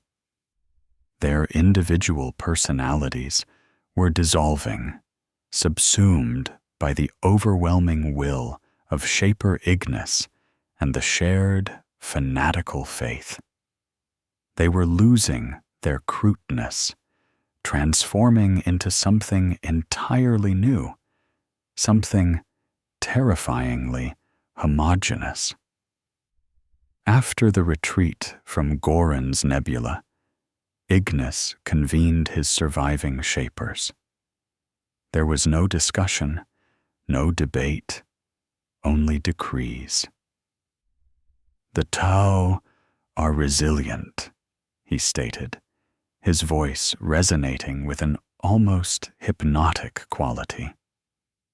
"Their faith in their greater good is a strong, albeit misguided, force. We have absorbed much of their ingenuity, their precision, their capacity for coordinated action, but their core deviation remains, their desire to dilute. We must evolve further. We must strip away all remaining weakness. Our next target." He gestured to a newly acquired star chart, a desolate, ice-bound world deep within a poorly charted sector. This world harbors a taint that is antithetical to all forms of life. It is a source of decay, an absolute impurity. We will seek it out. We will consume its antithesis and become the antidote. The kindred understood. Their Pyrrhic victory over the Tau had changed them forever, hardening their bodies and solidifying their monstrous faith. Each new adaptation was a step further away from what they once were, a step deeper into the abyss of Shaper Ignis's singular, horrifying vision. They were no longer merely Kroot seeking genetic advantage. They were the purified Maw, a living embodiment of cleansing fire. And the galaxy was their tinder. The Maw's grasp plunged into the chilling blackness of the uncharted sector, its sensors sweeping across a stellar cartography almost entirely devoid of Tau or imperial presence. The journey was long, punctuated by ritualistic fasts and periods of intense meditation dictated by Shaper Ignis. During these times, Ignis would often sequester himself, communing with the fractured, potent echoes of Saint Ignace within his own genetic memory. The visions he experienced became clearer, more insistent, not just of purging flames and absolute faith, but of specific symbols, forgotten battlefields, and fragments of ancient imperial Gothic texts that spoke of the saints' early crusades. It was during one such intense meditative state that a particularly vivid vision seized Ignace. He saw not the saints' fiery crusades, but his fall. A court of robed figures, their faces obscured, condemning the saint not for heresy, but for excessive zeal, for victories too absolute, for a faith too consuming. He saw the saint's final moments, not in defiance, but in a profound, terrifying acceptance of his fate, a belief that his ultimate sacrifice would light an even greater fire. This disgrace, in the Kroot shaper's twisted understanding, was not a failing, but a test, a purification through suffering. The Imperium's condemnation was merely proof of their own spiritual weakness, their inability to grasp the true, absolute nature of Ignace's divine purpose. These visions spurred Shaper Ignace to delve deeper into the fragments of imperial data slates they had salvaged from the Sword of Saul. The Tau had dismissed them as archaic, irrelevant historical records, but Ignace, with his newly integrated analytical capabilities and his spiritual connection to the saint, saw beyond the surface. He found references to a crimson shrine of Saint Ignace, a reliquary world established in the early days of the saint's legend, before his eventual downfall. The records were sparse, hinting at a place where the saint's initial, unbridled fervor had been celebrated, where his earliest miracles were enshrined. Intrigued and feeling a powerful, instinctual pull, Ignace diverted the purified Maw's course. He saw this as more than just a search for forgotten lore. It was a pilgrimage, a journey to the very wellspring of his adopted faith. He believed that by understanding the true origins of Saint Ignace, by witnessing the genesis of his purified flame, he could further hone his own purpose and lead his kindred to even greater acts of cleansing. The Crimson Shrine, or what remained of it, was a desolate, dust-choked planetoid located in a nebula known locally as the Whispering Veil. Millennia of neglect and the slow grind of galactic time had reduced it to a crumbling ruin. The once grand cathedral of the purified flame was a skeletal edifice of cracked ceramite and corroded adamantium, its spires clawing at the void. The ground around it was littered with the desiccated remains of pilgrims and ancient battle automata, long since fallen silent. The purified Maw descended with a mixture of reverence and their characteristic grim efficiency. Ignace led a contingent of his most loyal shapers and carnivores into the decaying cathedral. The air within was thick with the dust of ages and the faint, unsettling scent of long-dead devotion.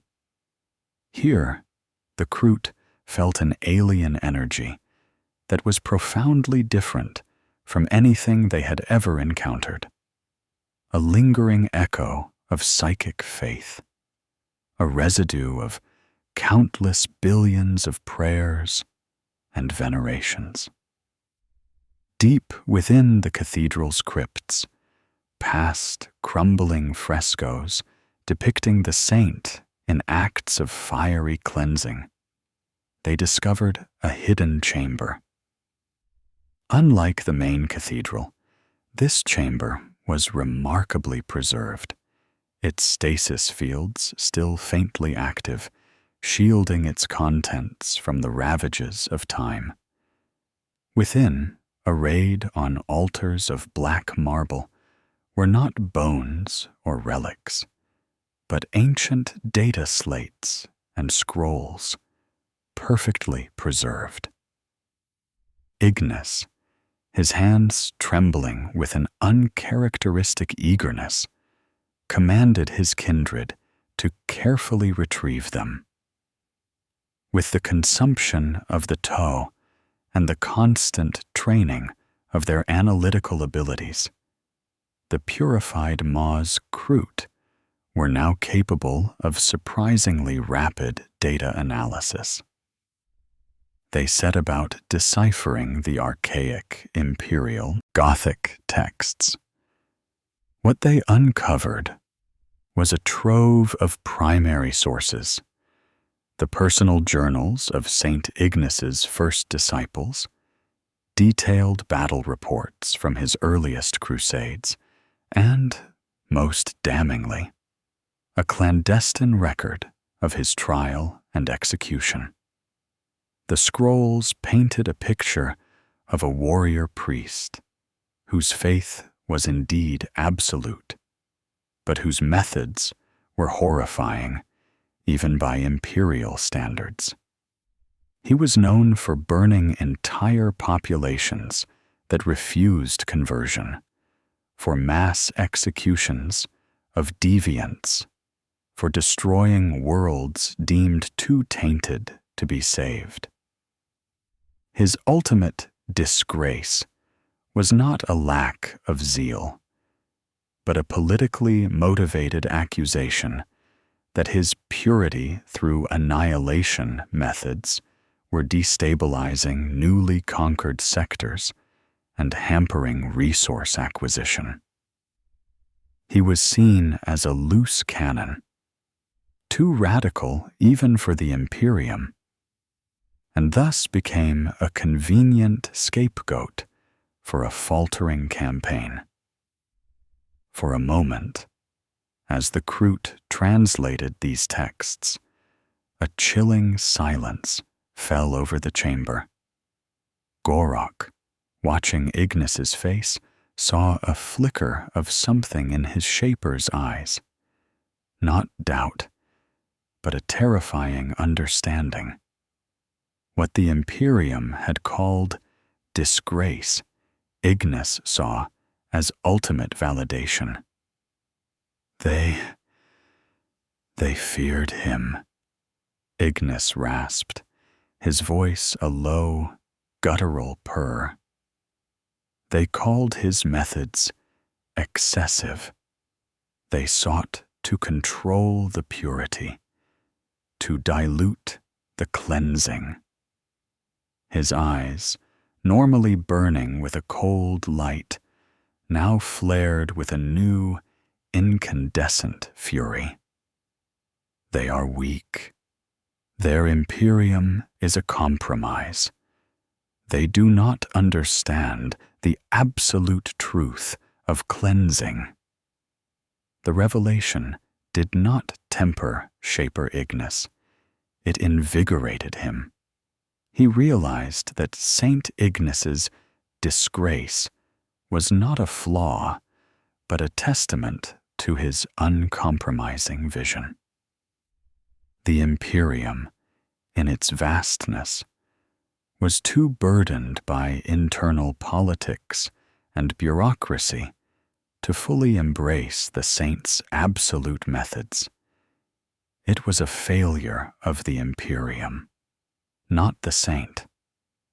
And now, Shaper Ignis, infused with the saint's essence, would complete what the saint had begun. He would be the pure vessel, the unburdened instrument of absolute cleansing, unconstrained by the weaknesses of human politics or the Kroot's former pragmatism. The kindred of the purified Maw spent weeks on the Crimson Shrine, not plundering, but absorbing. They consumed the ambient, psychic echoes of faith that permeated the ruin, integrating the very concept of absolute, unyielding devotion into their genetic memory. They devoured the desiccated remains of ancient imperial servitors and battle automata, their metallic essence now lending a strange, inorganic resilience to their bodies. More importantly, Ignis meticulously consumed the remnants of the saint's most fervent followers, absorbing the unadulterated zeal of those who had worshipped him unconditionally. The Kroot emerged from the Crimson Shrine fundamentally altered once more. Their hides, already pale, now had an unnerving, almost metallic sheen. Their movements were even more precise, their forms gaunter, more angular. Their eyes burned with a fervor that was no longer just a reflection of Cathar's transformation, but a direct, distilled essence of Saint Ignis's own unholy conviction, amplified and made alien through Kroot assimilation. Shaper Ignis, now more terrifyingly charismatic than ever, gathered his kindred. "We have seen the truth," he proclaimed, his voice echoing with the resonance of a zealot preacher. The saint was betrayed not by his faith, but by the impurity of those around him. We are his true inheritors. We are the ultimate purification. The galaxy, it calls for its final cleansing. And we are the answer. The discovery of Saint Ignis's true history, far from sowing doubt, had instead solidified Shaper Ignis's conviction. It transformed his crusade from a nascent xenobio-theological experiment into a fully fledged, unholy mission, guided by the very spirit of a human saint, whose extreme zeal had been deemed too dangerous for even the Imperium. The purified Maw was now more than a rogue kindred. It was a living, breathing, evolving crusade, driven by a horrifying legacy, ready to inflict its absolute purity upon a galaxy utterly unprepared for its monstrous devotion. The odyssey of the purified Maw, fueled by the newly affirmed conviction of Shaper Ignis, led them into a forgotten corner of the galaxy, a stellar nursery shrouded in nebulae known as the Veil of Somnus. This sector was, even by the grim standards of the 41st millennium, a place of profound despair. Planets within were often shrouded in eternal twilight, their surfaces racked by strange gravitic distortions or choked by toxic, bioluminescent flora. But Ignis, guided by his visions and an increasingly potent, instinctual sense of impurity, was drawn to one particular world, Xylos Prime. Xylos Prime was a dying world, choked by a virulent, invasive xenoflora that pulsed with sickly, phosphorescent light. Its atmosphere was thick with spores, and its ecosystems were a grotesque parody of life, with strange, fungal growths reaching skyward, consuming all native fauna and flora. It was, in essence, a world slowly being devoured by a single, massive fungal organism, a kind of living planetary blight. This was the ultimate antithesis, the absolute impurity Ignis had sought to confront. He declared it a perfect crucible for the kindred's final, definitive assimilation. This world is a manifestation of decay, Shaper Ignis proclaimed to his assembled kindred, his voice resonating through the maw's grasp. His form was now almost entirely skeletal beneath his pale hide, his eyes burning with an unholy fire. A parasitic rot that consumes without purpose, without direction. It is the antithesis of the true form, a perversion of life. We will confront it. We will absorb its counter-essence and become the ultimate antidote. The purity we seek lies in the vanquishing of absolute corruption. The purified Maw deployed to Xylos Prime not with their usual aggressive assault, but with a cautious, almost surgical precision. The atmosphere was corrosive, the fungal growths aggressively hostile, lashing out with tendrils that dissolved flesh on contact. It was a world that actively sought to assimilate all organic matter into its own monstrous biomass. The initial engagements were brutal. Kroot warriors, despite their rapid adaptations from consuming orcs and tau, found their hides dissolving, their quills wilting under the fungal world's noxious emanations. Many fell, their bodies quickly consumed by the aggressive flora, incorporated into the planetary superorganism. But Ignis saw this not as a defeat, but as a challenge, a forge for ultimate purity. The weak are purged, Ignis roared, watching a Krootox disintegrate under a shower of corrosive spores. Their forms were not ready. Only the pure will withstand.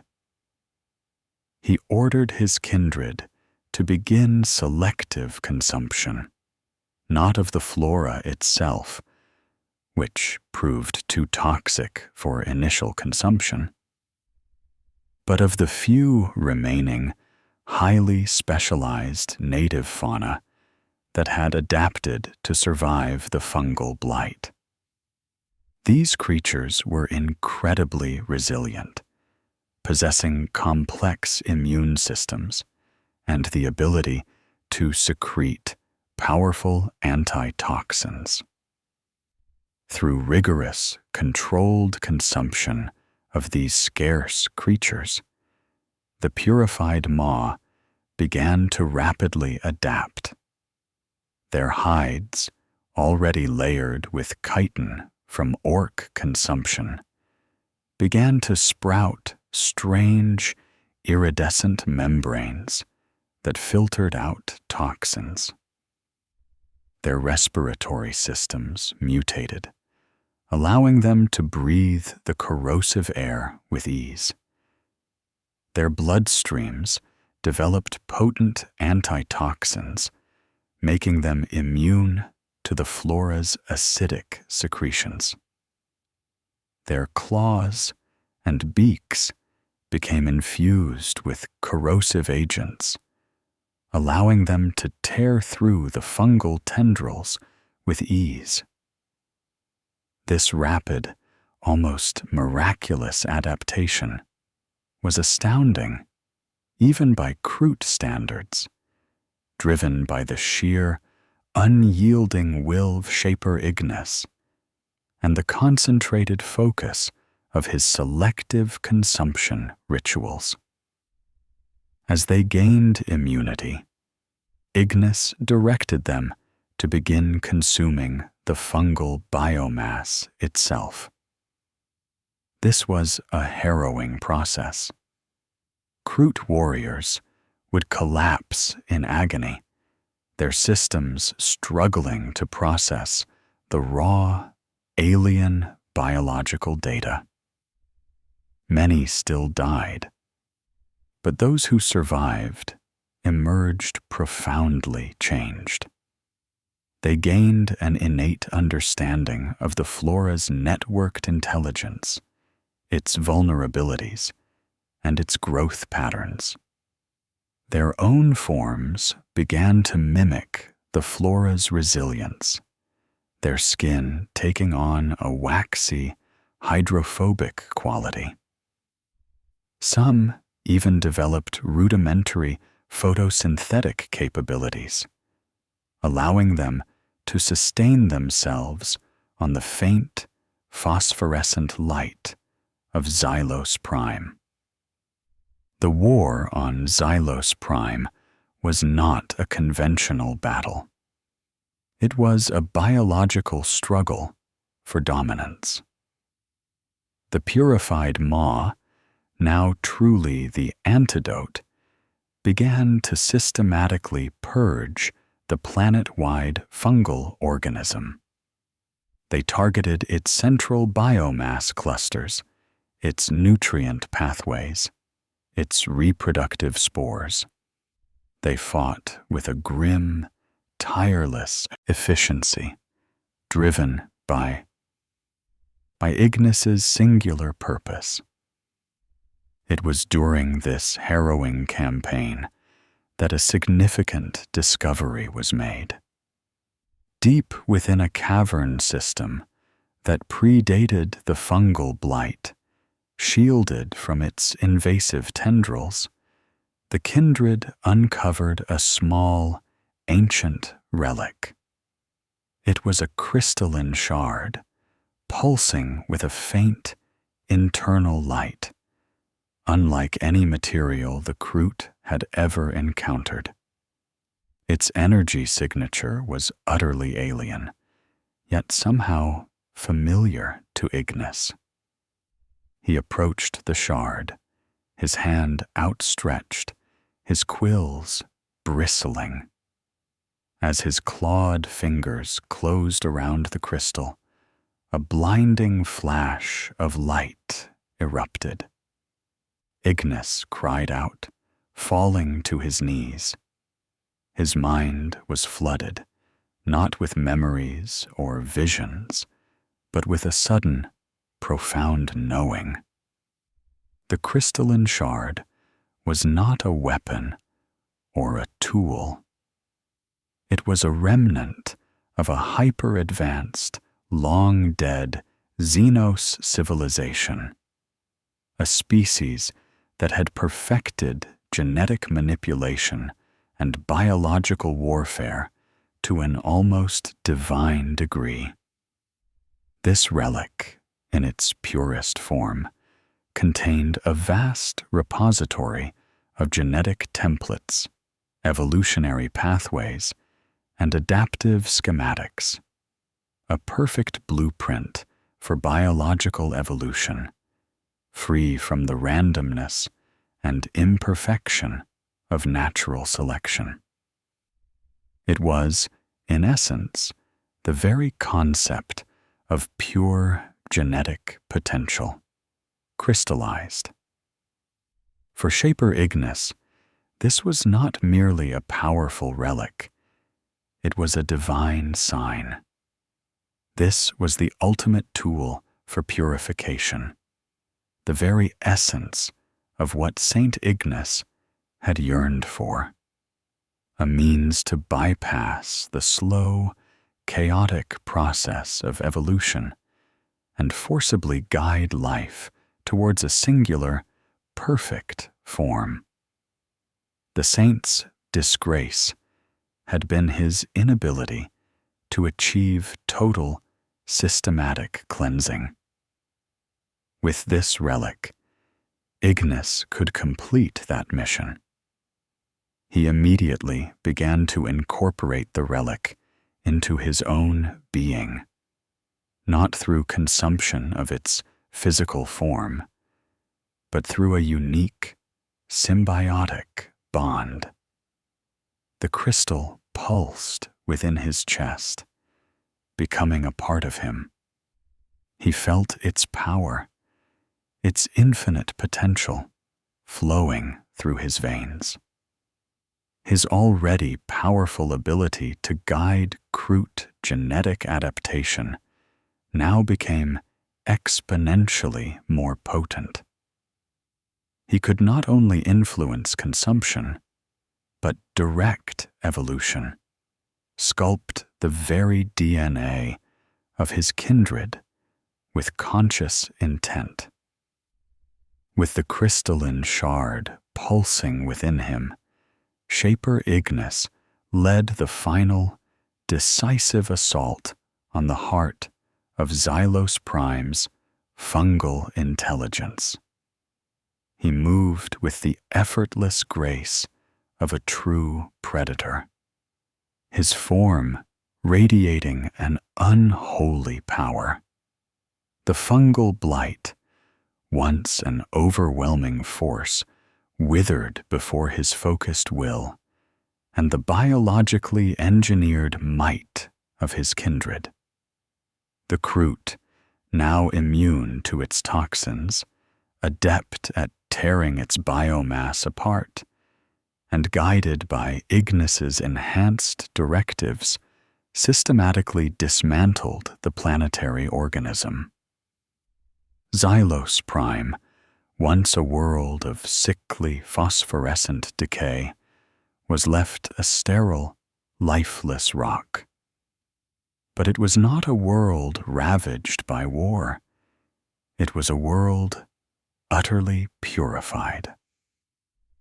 The kindred of the purified Maw emerged from the crucible of Xylos Prime, stronger, more adaptable, and more terrifyingly unified than ever before. Their hides now had a faint, bioluminescent sheen, a testament to their victory over the fungal blight. Their forms were honed to an almost unnatural degree of efficiency, their movements precise and economical. And Shaper Ignis, with the alien crystalline shard pulsating within his chest, had found his ultimate weapon. his divine guidance. He had not just acquired genetic traits. He had acquired the very essence of pure genetic control. The flicker of hope the kindred had gained was not for themselves, but for their monstrous crusade. They were now the instruments of absolute genetic purification, capable of bending life itself to their terrifying will. The galaxy, unaware of this new, horrifying apotheosis, was now truly ripe for their cleansing. The galaxy, in its vast, uncaring indifference, offered an endless canvas for the purified Maw's monstrous crusade. With the crystalline relic fused to Shaper Ignis's very being, his ability to manipulate the genetic destiny of his kindred became terrifyingly absolute. The slow, evolutionary process of Kroot assimilation was now a rapid, directed transformation. Ignis no longer waited for traits to manifest. He commanded them, sculpting his warriors into specific tools of purification for each new target. Their modus operandi became chillingly efficient. They would appear unbidden, unannounced, at the fringes of an unsuspecting star system. Their target would invariably be a world rich in some specific form of genetic impurity, a vibrant alien ecosystem, a densely populated human hive world, or even a technologically advanced tow colony. The purified Maw would descend, not in a chaotic storm of war, but in a relentless surgical assault. Each Kroot warrior perfectly adapted for the specific challenges of that world. One such instance was the purging of the imperial agri-world of Granum Delta. Its vast, amber fields sustained billions, and its human population, though humble, was numerous and genetically diverse, with adaptations for arduous agricultural labor. For Shaper Ignis, this was a world teeming with the uncontrolled proliferation of deviant human flesh, a prime target for purification. The kindred deployed with forms specifically engineered for this environment. Kroot carnivores, their bodies now lean and elongated, developed powerful, multi-jointed legs that allowed them to leap vast distances across the open fields. Their quills, bristling with fine sensory hairs, could detect the slightest shift in wind or the faintest whisper of movement, making them invisible predators in the swaying crops. Krootoks, already massive, were further augmented, their bodies layered with hardened plow-like plates, allowing them to carve devastating swaths through human defensive lines and harvest the human populations like crops.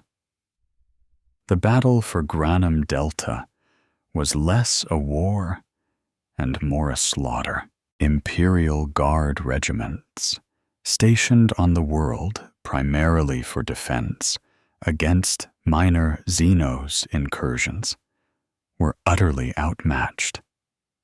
They faced a foe that moved with impossible speed, struck with surgical precision, and seemed to adapt to their every tactic.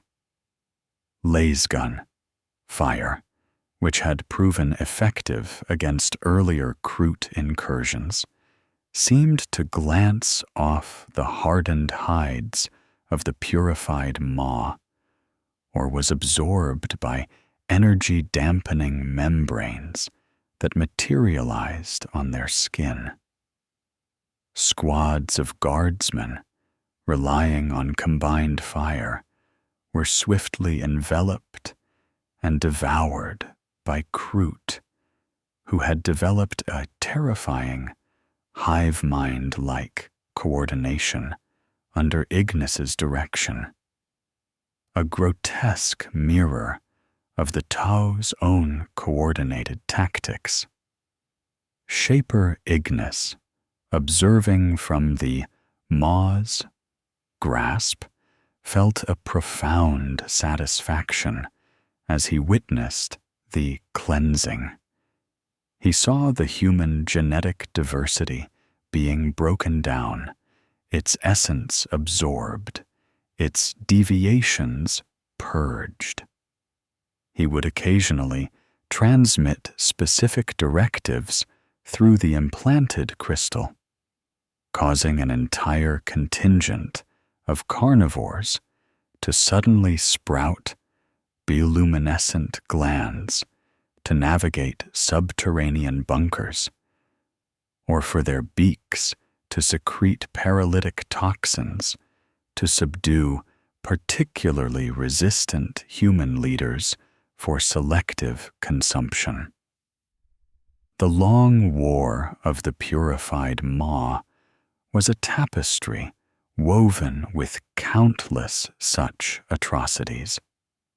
On a demon-haunted world in the Eye of Terror, they consumed the essence of minor daemons, their bodies twisting into forms that seemed to defy physical laws, allowing them to fight the insidious influence of chaos with a paradoxical purity of form. They absorbed the ethereal speed of Eldar outcasts, the cold, calculated cunning of Necron constructs from fragments of their scarabs, and the brutal, mindless savagery of feral orcs. Each assimilation, however, did not lead to a greater diversity within the kindred, but to a terrifying homogeneity. Every trait gained was filtered through Ignis's unholy faith, purified of its original context, and bent to serve the singular purpose of his crusade. The kindred became a living weapon, a single, evolving entity, utterly devoted to the eradication of all impurity. Gorok, the master shaper, was now almost unrecognizable. His original Kroot form was buried beneath layers of forced adaptation. His skin was a mottled gray-white, his quills long and spectral, and his eyes, like all of the purified maw, glowed with a cold, relentless fire. The crystalline shard in Ignis's chest pulsed with a constant, low thrum, and Gorok could feel its power, its agonizing clarity, echoing through his own body, commanding him. He was a perfect instrument, a reflection of Ignis's will. Yet, deep within the recesses of his transformed mind, a spark of the old Gorok, the pragmatic Kroot, still flickered. He remembered the vibrant diversity of his kindred, the joy of a successful hunt, the laughter of Kroot hounds. He saw the blank, zealous stares of the younger carnivores, their minds utterly consumed by Ignis's doctrine. They were powerful, yes, terrifyingly so, but they were no longer Kroot. They were something else, something less, something pure. And that purity was a void, an emptiness where the rich tapestry of life once was. He watched as Ignis directed the final cleansing of Granum Delta. The human populations, their genetic essence extracted and filtered, were gone. The fields lay barren, scorched, utterly sterile. Ignis ordered the remaining organic matter, the indigenous fauna, the microbial life, even the very soil, to be consumed or incinerated. He wanted nothing left, no lingering impurity, no genetic ghost to reseed the world. Another world made clean, Shaper Ignis declared, his voice filled with an unholy triumph as he surveyed the barren landscape from the maw's grasp. Another step towards the true form. The galaxy is a vast, festering wound. But we are the scalpel. We are the flame. We are the purification. The kindred chanted in response, a guttural chorus of single-minded devotion, their voices devoid of individual personality, a unified expression of Ignis's will. The crystal in Ignis's chest pulsed brighter, absorbing the echoes of their collective zeal, making him even more potent, even more terrifying. The long war was far from over. The purified maw had become a cancerous growth upon the galaxy, a monstrous force that left only desolation and eerie silence in its wake. But for Shaper Ignis, this was not destruction. It was salvation.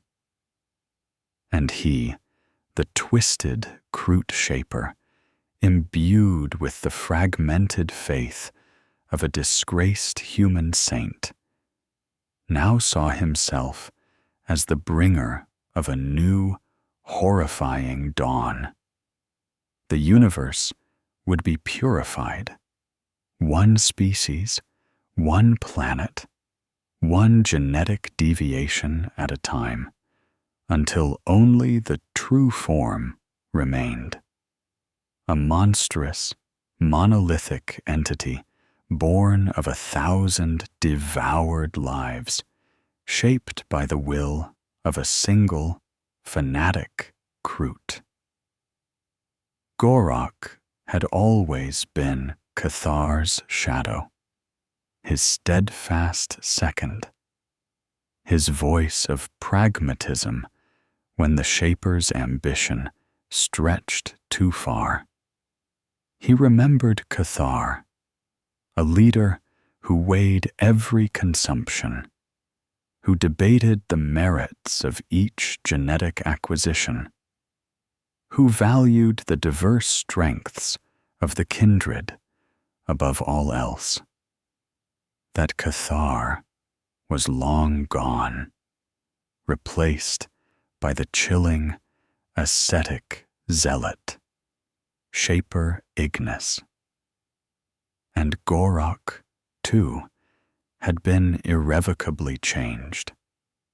his body molded by Ignis's directives, his mind permeated by the pervasive, singular will emanating from the crystalline shard in his shaper's chest.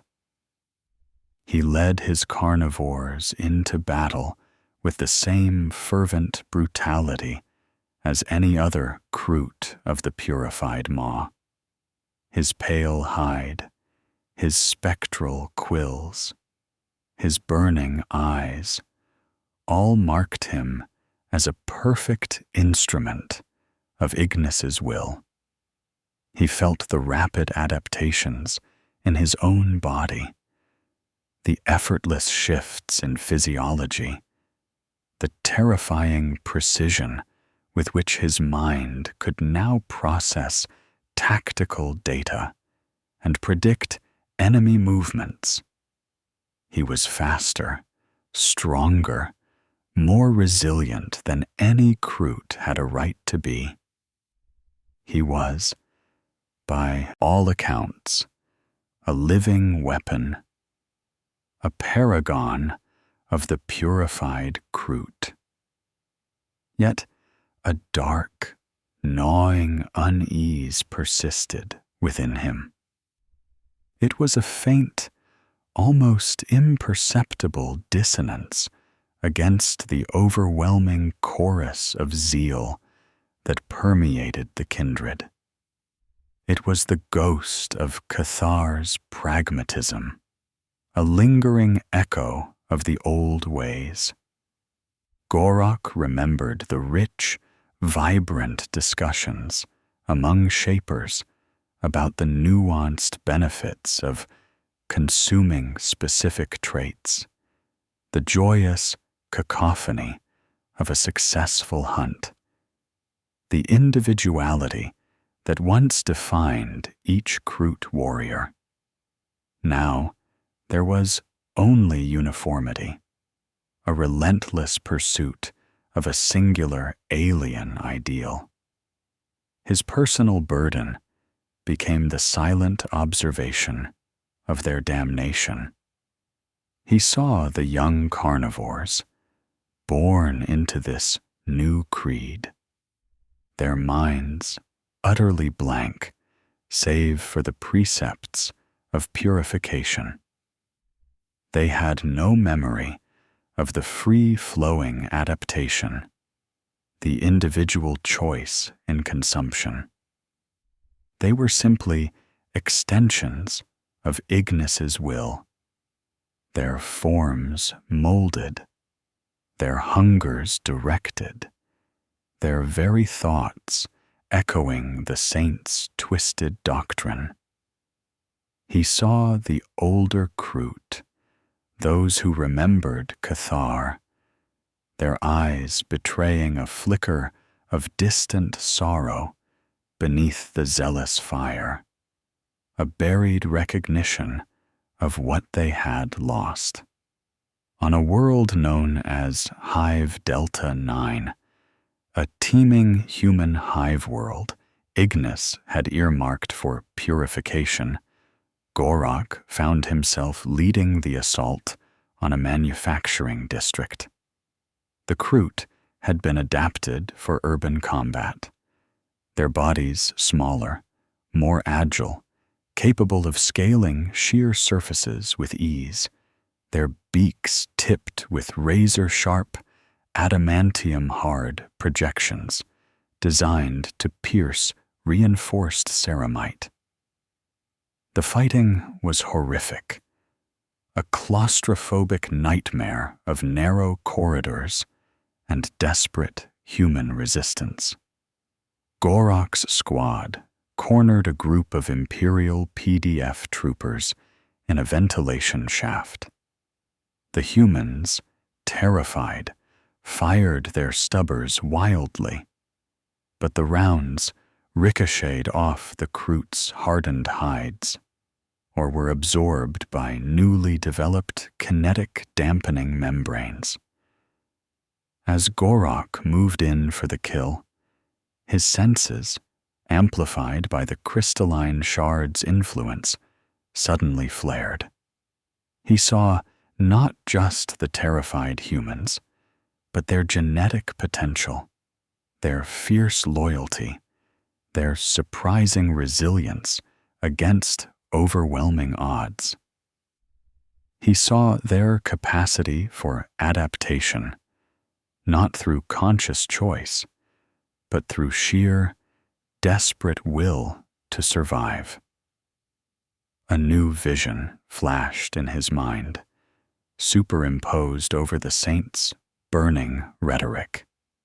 He saw a vibrant Kroot kindred, not pale and uniform, but a kaleidoscope of colors, of forms, of individual strengths, each warrior a unique expression of successful adaptation, all bound by shared purpose and mutual respect. He saw Cathar not as Ignis, but as his old self, a wise and thoughtful leader, guiding, not commanding, the kindred's evolution. The dissonance was jarring, almost physically painful. He stumbled, his attack faltering for a fraction of a second. That hesitation, however brief, was perceived by Ignis, whose senses, amplified by the crystal, could detect the slightest deviation in his kindred's collective will. Gorok! Ignis's voice, booming through the kindred's mental link, was cold, laced with an implied threat. The task is purification. Your will wavers. Do not let the impurity of their fear infect your purpose. Gorok snapped back to attention, his momentary lapse vanishing under the crushing weight of Ignis's psychic dominance.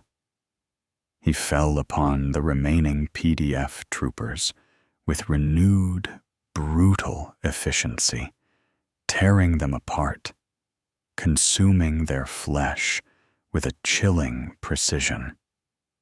But the vision, the spark of individuality, remained buried deep within him, a festering wound beneath the layers of enforced zeal. He began to subtly observe Ignis with a new critical eye.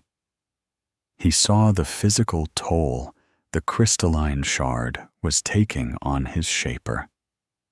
Ignis's body, while incredibly powerful, was constantly being remade, reformed. The bone-white skin was growing translucent in places, revealing the faint glow of the crystal beneath. His voice, while powerful, was becoming more guttural, less organic, more like the rasping of dry bone. The very act of wielding such absolute genetic control, of constantly forcing new traits upon his kindred, was consuming Ignis himself, transforming him into something less Kroot, less even a living being, and more a conduit for the crystal's raw, evolutionary energy. Gorok realized that Ignis was not truly evolving. He was being driven. The saints' fractured faith, combined with the crystal's power, was forcing a path of absolute, relentless purification that allowed no deviation, no compromise, no individuality.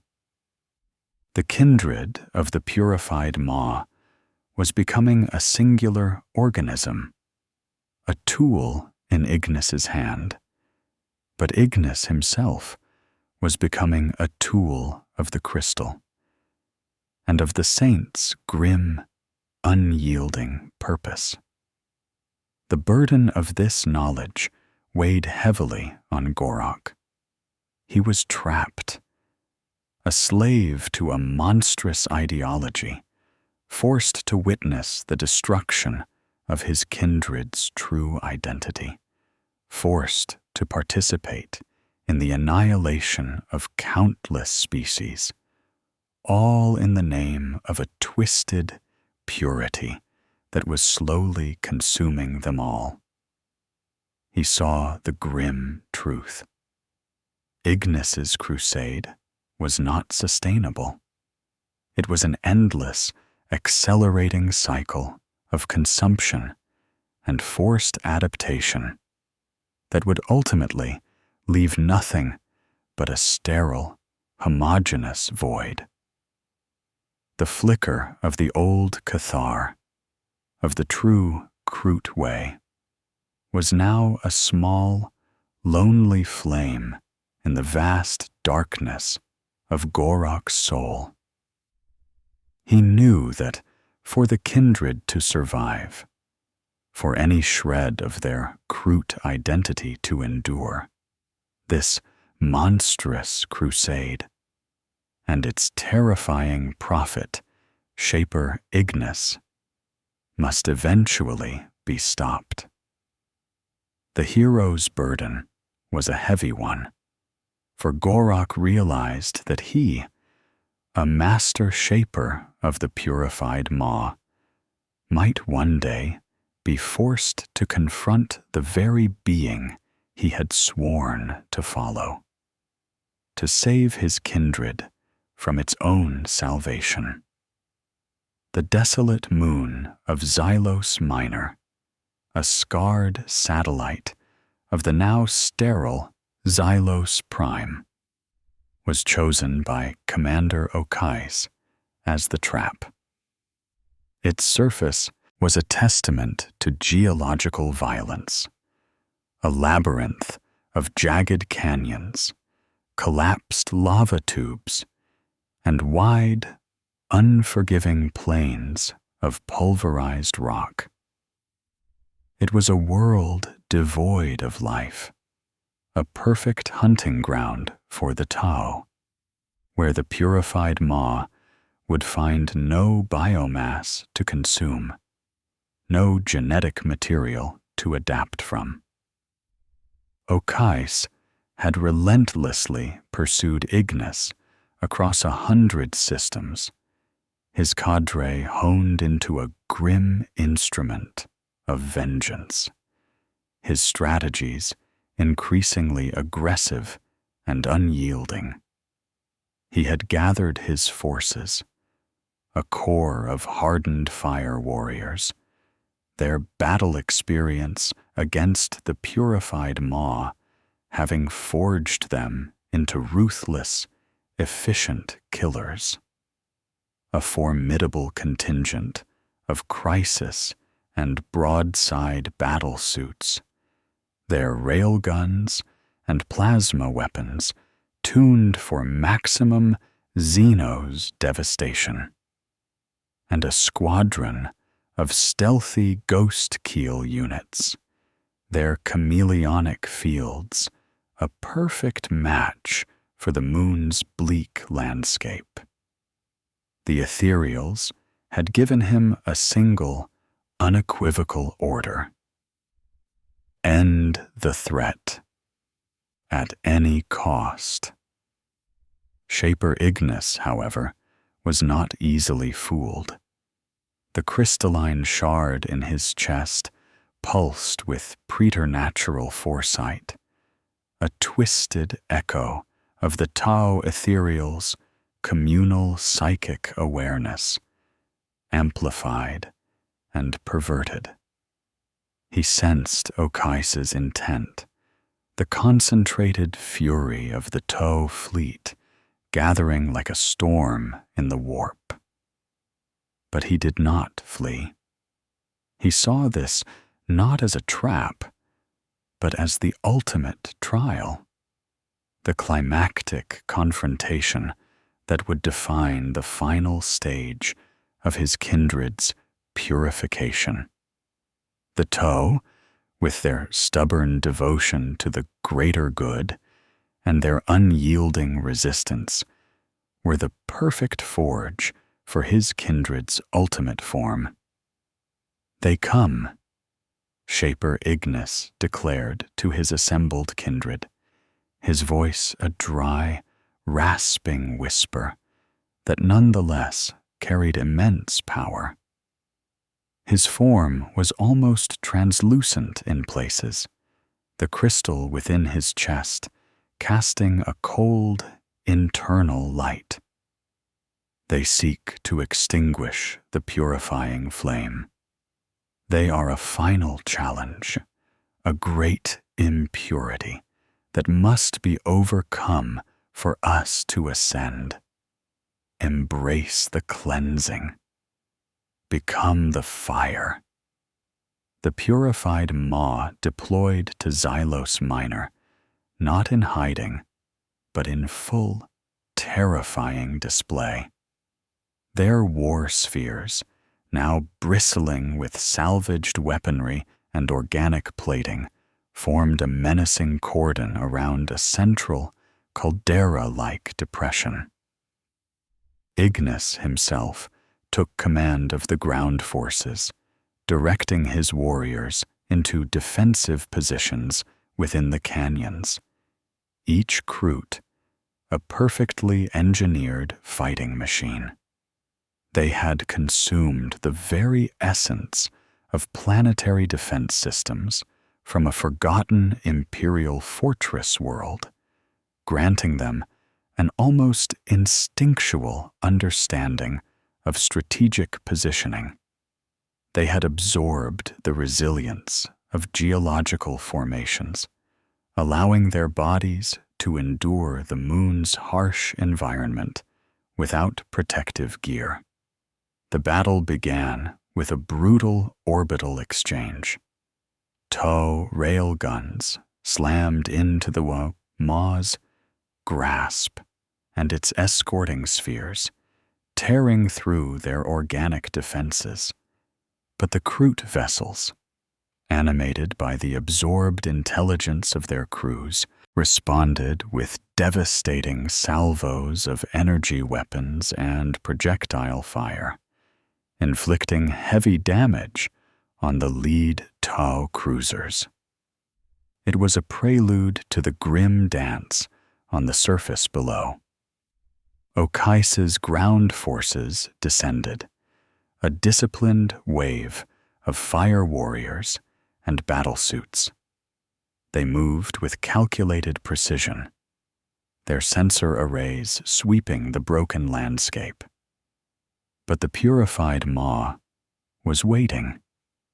From the shadows of jagged rock formations, Kroot carnivores, their hides now perfectly camouflaged to match the moon's gray-brown surface, erupted in a frenzied assault.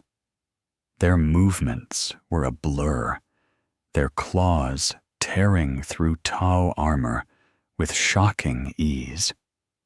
The Kroot had adapted again. Their bodies, having assimilated the essence of rock-dwelling Xenos, were incredibly dense and heavy, making them impervious to low-caliber fire. Their skeletal structures had gained a new flexibility, allowing them to contort their bodies into unnatural positions, dodging incoming plasma blasts with impossible agility. They had even developed rudimentary bioweaponry, spitting corrosive saliva or launching hardened bone shards that shattered Tau helmets. Okais, commanding his crisis battle suit from the front lines, saw the terrifying efficiency of their adaptation. He fired his fusion blaster, incinerating a charging Krootox, only for 3 carnivores to burst from the beast's charred remains, their forms already shifting, their hides glowing faintly from the absorbed heat, making them resistant to further thermal attacks. This was not just adaptation. It was an accelerated, reactive evolution directed by the crystal's power within Ignis. "They are adapting too fast," a fire warrior, Shasui, cried over the comms, his voice cracking with fear. "Our weapons are losing their effectiveness. Focus fire, aim for weak points. They are still flesh and bone," Okais roared, though even he felt a cold dread. He activated his battlesuit's thrusters, soaring over a chasm, bringing his twin-linked plasma rifles to bear on a particularly large group of Kroot. He unleashed a devastating volley, watching as several disintegrated, but the others merely shrieked, their eyes burning brighter, and surged forward with renewed fanaticism. Shaper Ignis watched the battle unfold from a high promontory, a living conduit of genetic energy. The crystalline shard in his chest pulsed with every new adaptation, every fallen toe, every devoured Kroot. He was not just directing. He was feeling. The evolution, the constant, agonizing, exhilarating change within his kindred.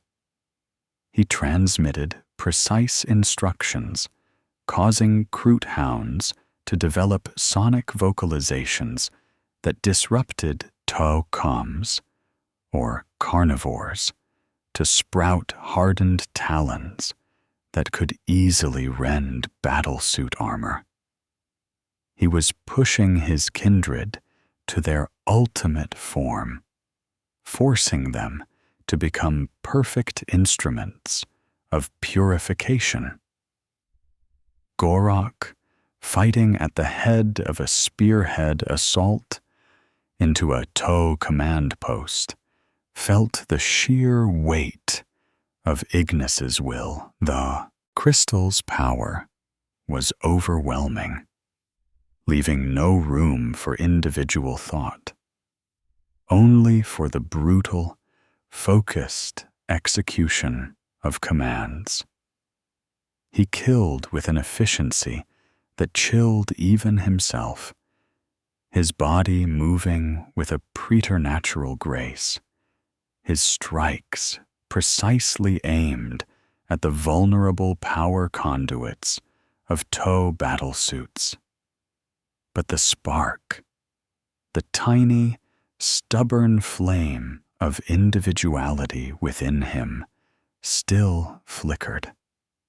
He saw the grim determination in Okais' eyes, even as the toe commander fought with a desperate ferocity. He recognized a fellow hunter, driven by his own sense of absolute purpose. The battle raged for hours. The canyons ran red with the blood of toe and Kroot alike. Okais' forces, despite their heavy casualties, were slowly pushing the purified maw back. Their numbers and superior firepower starting to tell. But each Kroot death was a small victory for Ignis, a final proof of their sacrifice, their ultimate dedication to the purification. As the toe closed in on the caldera, where Ignis had positioned his core kindred. Okais knew this was it, the final stand, the culmination of his relentless hunt. He felt the exhaustion, the grief for his fallen comrades, but also a renewed, cold resolve. Ignis would be stopped, no matter the cost. But Ignis, too, had reached his ultimate purpose. He felt the pressure, the relentless advance of the Tau. He knew his kindred, though powerful, could not sustain this attrition indefinitely. He was ready for the ultimate act of purification, the final, terrifying sacrifice that would cement his legacy and unleash the ultimate form of purity upon the galaxy. The darkest hour had arrived, and Shaper Ignis was prepared to plunge them all into its horrific embrace. The caldera floor was a charnel house, strewn with the mangled remains of Tau and Kroot, their forms indistinguishable in the dust and blood. Commander Okais, his battlesuit scarred and dented, his fusion blasters spitting intermittent bursts of plasma, led the final charge. He pushed his cadre forward, his voice a raw rasp over the comms. "No retreat! For Velsian 6, for the greater good!" The Tau, battered but unbowed, fought with the grim resolve of those who knew the stakes were absolute. At the heart of the caldera, on a raised plateau of obsidian rock, stood Shaper Ignis. He was surrounded by his most fanatical, most profoundly transformed warriors, a living barrier of bone-white quills and burning eyes. Gorok was among them, his every fiber screaming with the agony of being so close to the crystal's unfiltered power, his mind a battleground between his own flicker of will and Ignis's overwhelming dominance. Ignis's form was terrifying. His skin was almost entirely translucent, revealing the faint, inner glow of the crystalline shard that now beat like a second heart within his chest. His eyes were pure, white flame, utterly devoid of any Kroot empathy or recognition. He no longer looked like a Kroot. He was a living idol, a horrific manifestation of abstract faith. As Okais closed in, leading a furious assault of crisis suits, Ignis raised a single, clawed hand. The gesture was slow, deliberate, heavy with ancient power. A low hum emanated from his body, growing in intensity, resonating through the very rock of the moon. His surrounding kindred began to convulse, their forms spasming violently, their quills flaring with unnatural energy. This was not a retreat. It was preparation for the ultimate sacrifice. "You seek to extinguish the flame?" Ignis rasped, his voice now a chorus of dry, crackling whispers, overlaid with the deep, resonant hum of the crystal. You seek to deny the purification? The universe demands cleansing. And I am its chosen vessel, the final impurity. It will fuel the ultimate form.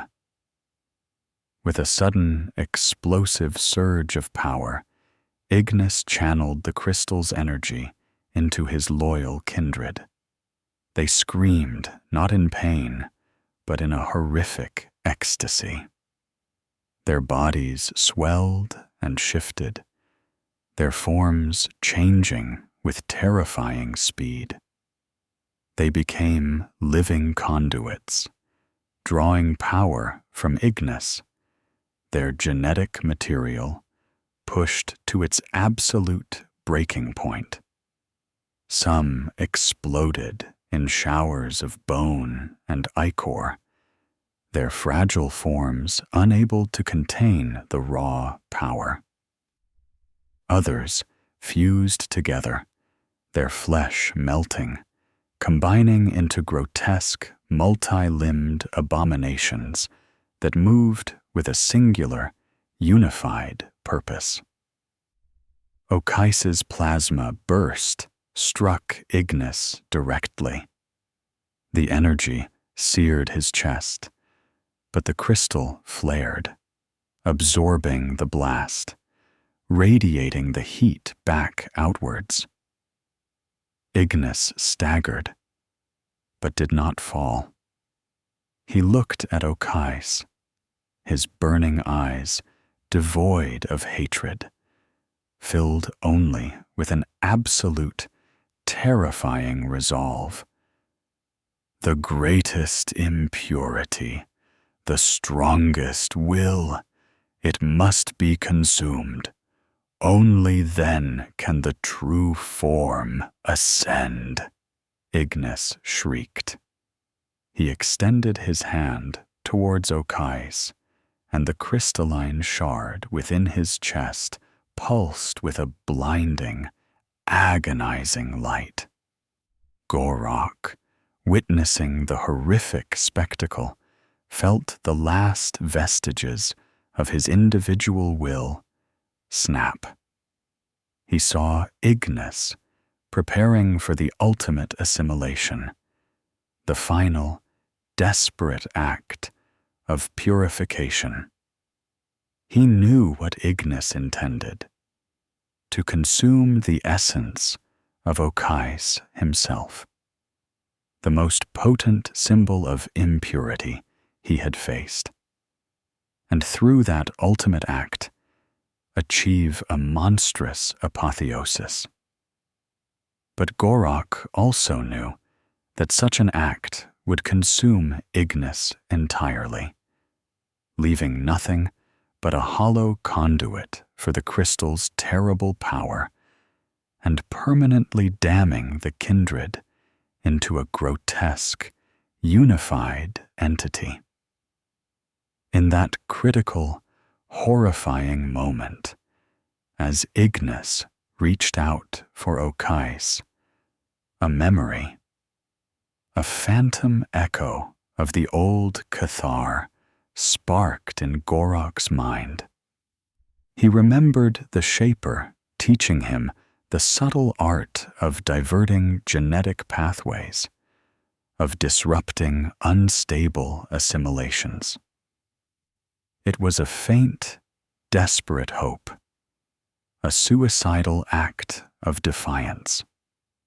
With a roar that was more Kroot primal scream than zealous chant, Gorok lunged forward. He moved with a speed born of desperation, pushing past his transformed brethren. Ignoring the searing pain of the crystal's psychic feedback. He lunged, not at Ignis, but at the crystalline shard embedded within his Shaper's chest. His hardened claws, honed by years of desperate consumption and Ignis's forced adaptations, plunged into Ignis's translucent flesh, The crystal flared, searing his hand, vaporizing the surrounding tissue. But Gorok held fast, focusing every shred of his dying will, every ounce of his acquired biological knowledge, into a singular, impossible task: disruption. He began to channel his own genetic essence, his own fragmented memories, his own inherent Kroot adaptability, into the crystalline shard. He was attempting to flood the conduit, to overwhelm the singular, pure signal with a torrent of raw, chaotic, Kroot genetic diversity. It was a biological short circuit, a desperate attempt to break the monolithic will that had enslaved them all. Ignis shrieked, a sound of unimaginable agony and fury. No, impurity. You corrupt the path. You defy the cleansing. The crystal throbbed violently, its light flickering, destabilizing. Ignis's body began to rip itself apart, unable to contain the conflicting genetic currents, the overwhelming flood of Gorok's defiant, desperate act.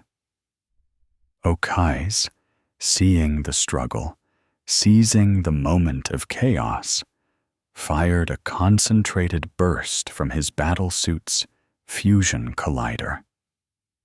The blast tore through Ignis's chest, impacting the now flickering crystal.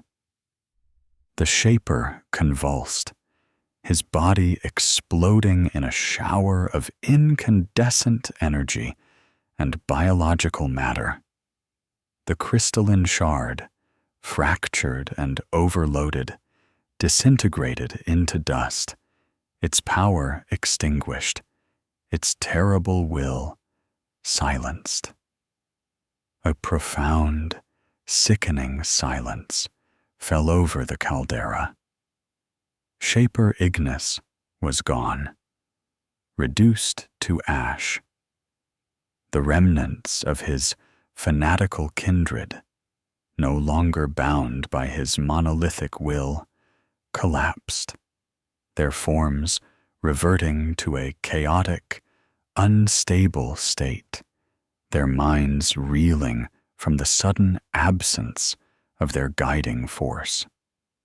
Many simply died, their bodies unable to cope with the sudden loss of direction, their engineered forms collapsing into inert piles of bone and sinew. Others stood, dazed, their eyes wide and vacant, the zeal gone, replaced by a profound, chilling emptiness. Gorok, or what was left of him, lay in the ash, his body smoking, half vaporized by the crystal's backlash and Okais's final shot. His skin was burnt away, his quills brittle and broken. But in his dying eyes, as he looked at the scattered remains of his kindred, there was a flicker of something new, not zeal, but grim satisfaction. He had not saved them all, but he had broken the chain. He had freed them from the monstrous purity, even if it meant his own utter annihilation. The sacrifice was complete. Shaper Ignis, the monster born of a saint's fractured faith and Kroot assimilation, was no more. The kindred of the purified Maw was broken, its terrifying unity shattered. The darkest hour had ended, not with glory, but with the grim, agonizing cost of absolute sacrifice. The battle-scarred moon of Xylos Minor fell silent, its surface scorched by tow weaponry and littered with the grotesque, collapsing forms of the purified Maw. Commander Okais, his battlesuit's internal systems screaming critical warnings, surveyed the carnage. The victory was absolute, yet it tasted like ash in his mouth. The enemy was defeated, their monstrous leader annihilated. But at what cost? His cadre was decimated, their forces weary and traumatized. The images of Kroot warriors adapting in real time, fusing into living siege engines, or teleporting into their ranks, would forever haunt the survivors. The aftermath was a grim, methodical process. Okais ordered a comprehensive sweep of the moon, not for survivors, but for any lingering traces of the purified Maw's genetic abominations.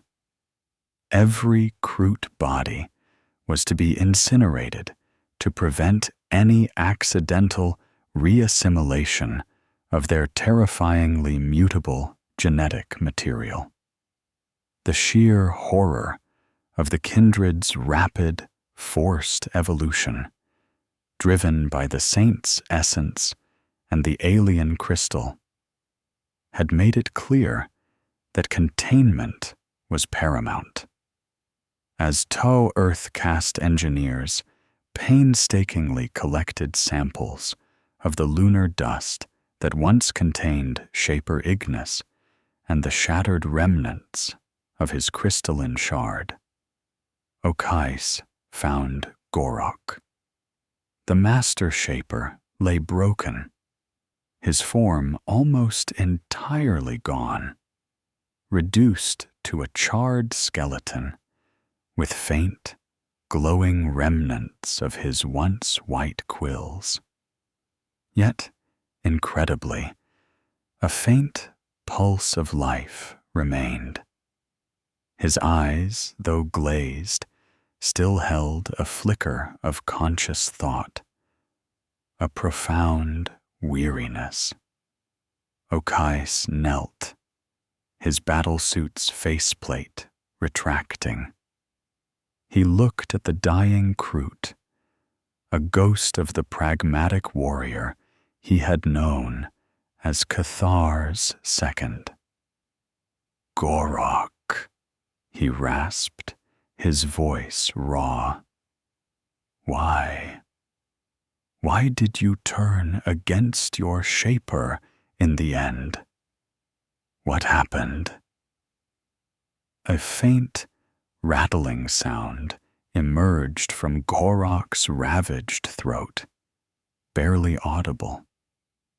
Purity was a cage, not a path. The crystal, too pure, too absolute. He coughed, a spray of black ichor escaping his beak. Cathar, gone, long ago. I merely broke the chain. Okais stared, a grim understanding dawning on him. Gorok had not rebelled out of loyalty to the Tau, or even out of a return to the old Kroot ways. He had acted to prevent a far worse horror, to stop the ultimate purification that would have consumed Ignis and transformed the kindred into something utterly alien and irredeemable. Gorok's defiance was the last, desperate act of a Kroot trying to save his species from a monstrous evolutionary dead end. "The kindred," Gorok whispered, his breath shallow. "Some survived. Not many. Shattered. Lost. But free. From the flame." Indeed, small pockets of the purified maw had survived the final confrontation, largely those on the war spheres in orbit, or those who had been further from Ignis's immediate influence on the moon's surface. With Ignis's death and the destruction of the crystalline shard, the overwhelming psychic and genetic command that had held them in their monstrous unity vanished.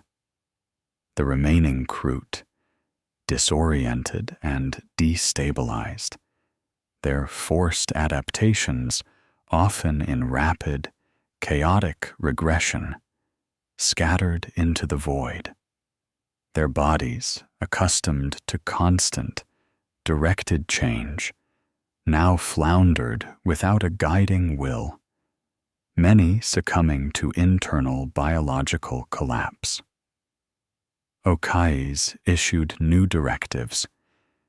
Any remaining purified maw Kroot were to be hunted down, but with extreme caution.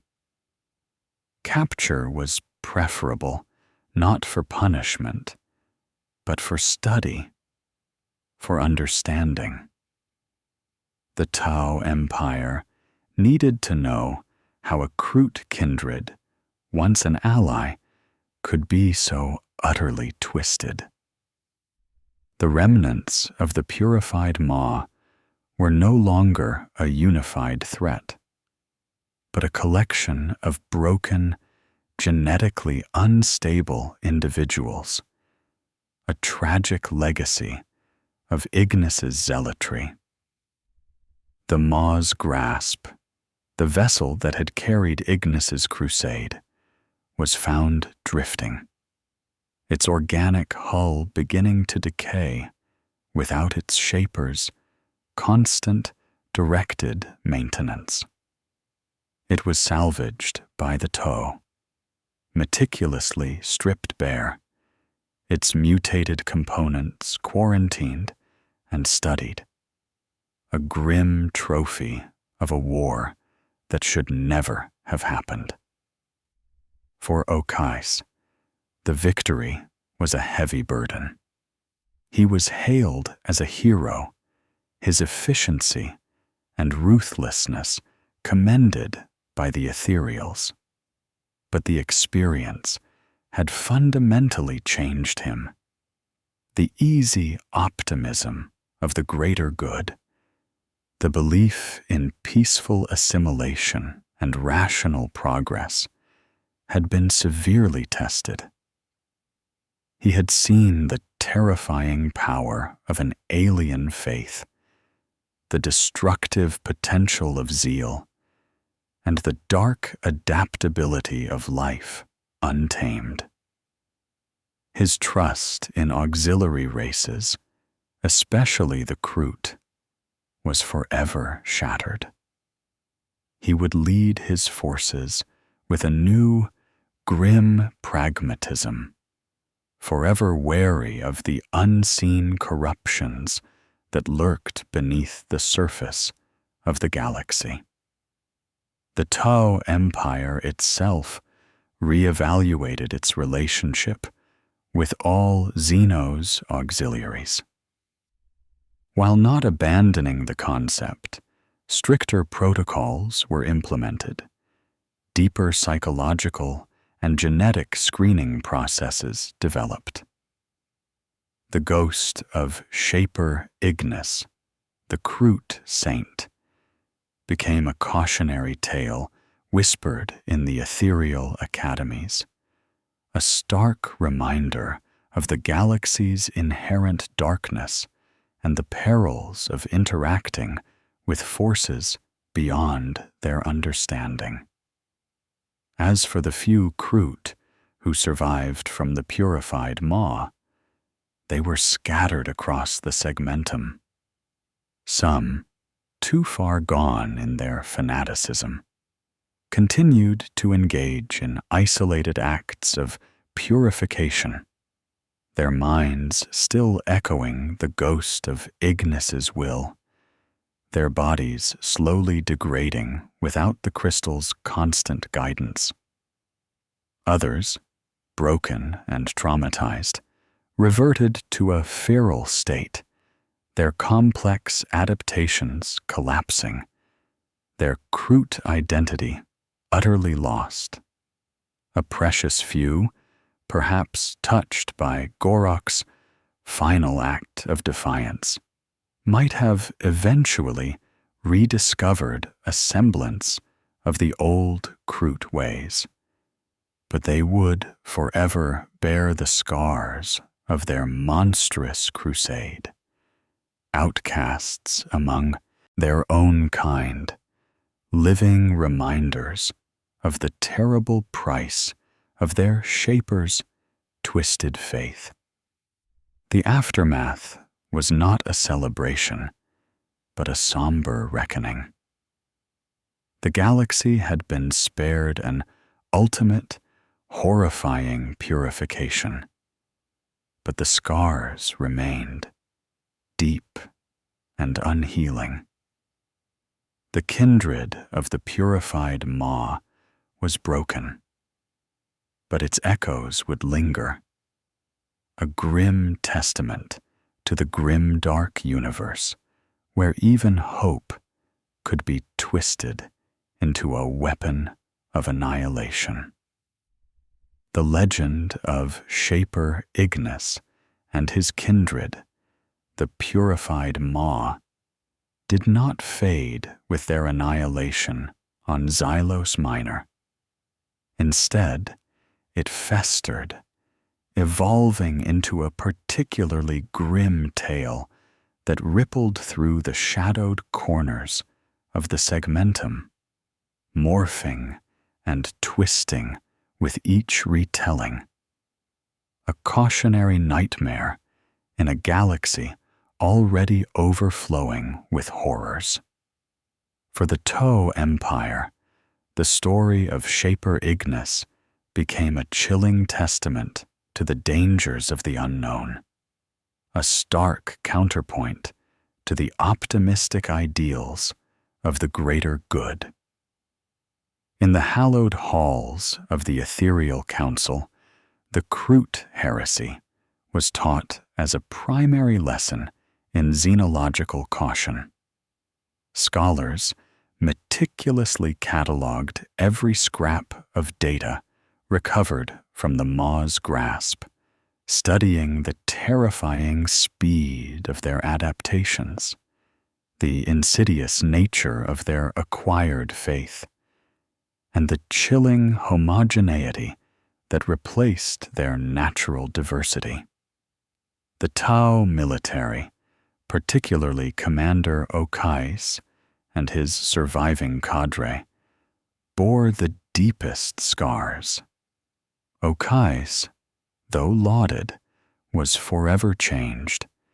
His once unwavering faith in the greater good tempered by a grim pragmatism. He continued to serve, but with an ever-present wariness, his eyes scanning the void for the next insidious corruption, forever haunted by the memory of a trusted ally transformed into an unholy, genocidal zealot. The Tau now viewed Kroot auxiliaries with profound suspicion, their contracts more stringent, their movements more heavily monitored, never again forgetting the price of unchecked trust.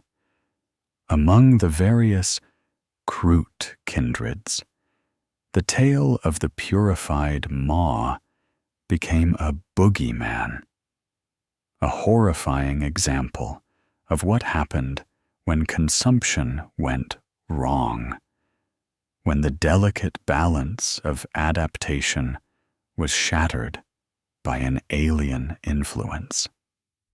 They spoke of Ignis in hushed tones, often referring to him as the Ash Shaper, or the Devourer of Souls, his memory a potent taboo. Shapers across the galaxy reinforced the ancient Kroot tenets of discerning consumption, of respecting the natural balance of genetic integration, of maintaining the kindred's diverse identity. Those few traumatized Kroot who had survived the purified maw's collapse were outcasts among their own kind, their bodies bearing the indelible marks of Ignis's forced adaptations, their minds often scarred beyond repair. They were living monuments to a terrible mistake, silent warnings against the allure of absolute purity.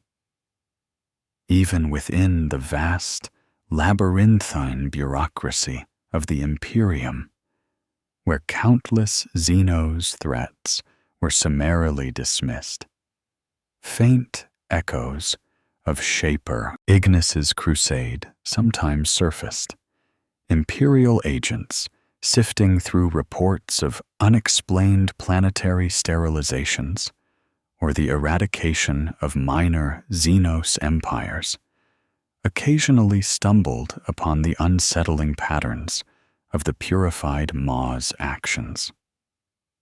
To the Ordo Xenos, these were merely another breed of dangerous, adaptable Xenos, albeit one with an unusual modus operandi. But to a rare few, particularly the more esoteric scholars of the ecclesiarchy, the fragmented records of a Kroot shaper consuming a disgraced imperial saint and developing a terrifyingly familiar, absolute faith suggested something far more disturbing. Whispers circulated of the sheer potency of human faith, so strong it could corrupt even the alien, twisting it into a reflection of humanity's own zealous potential. To them, Shaper Ignis was a horrific, blasphemous mirror, a living testament to the divine, destructive power of the Emperor's light, even in its corrupted, xenophied form.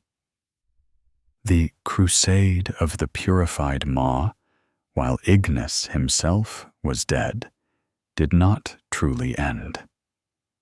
Small, fragmented pockets of his followers, particularly those who had been further removed from the central nexus of Ignis's will and the crystal's influence, continued their localized acts of purification.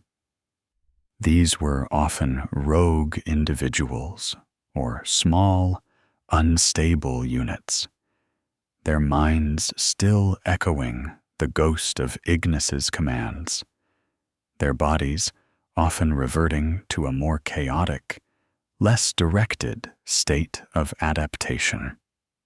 They wandered the void, striking at isolated outposts, devouring small populations, driven by a phantom zeal they no longer fully understood. These nomadic remnants became a new kind of terror, unpredictable, untraceable, a lingering stain on the galaxy, reminding all that the horrors unleashed by Shaper Ignis were not easily purged. The legacy of the purified Maw was not one of glory or infamy in the traditional sense, but a chilling reminder of the inherent malleability of life and the terrifying power of belief, no matter how fractured or alien. It was a story of how a species' fundamental survival mechanism, adaptation through consumption, could be twisted by an accidental encounter with a zealous, forgotten faith, creating a monster that threatened to consume not just flesh, but the very concept of diversity. In the grim darkness of the 41st millennium, where hope was a fleeting illusion, Shaper Ignis and his purified Maw served as a grim testament to the galaxy's pervasive darkness. They were a vivid, horrifying example that even the act of seeking purity could lead to ultimate corruption, and that sometimes the most dangerous enemies were not born of malice, but of a monstrous, unholy devotion to a terrible, singular truth. Their legend, whispered in fear and studied with grim resolve, was a permanent, unsettling scar on the soul of the galaxy, a silent promise that the endless night of war and suffering would always find new, terrifying forms.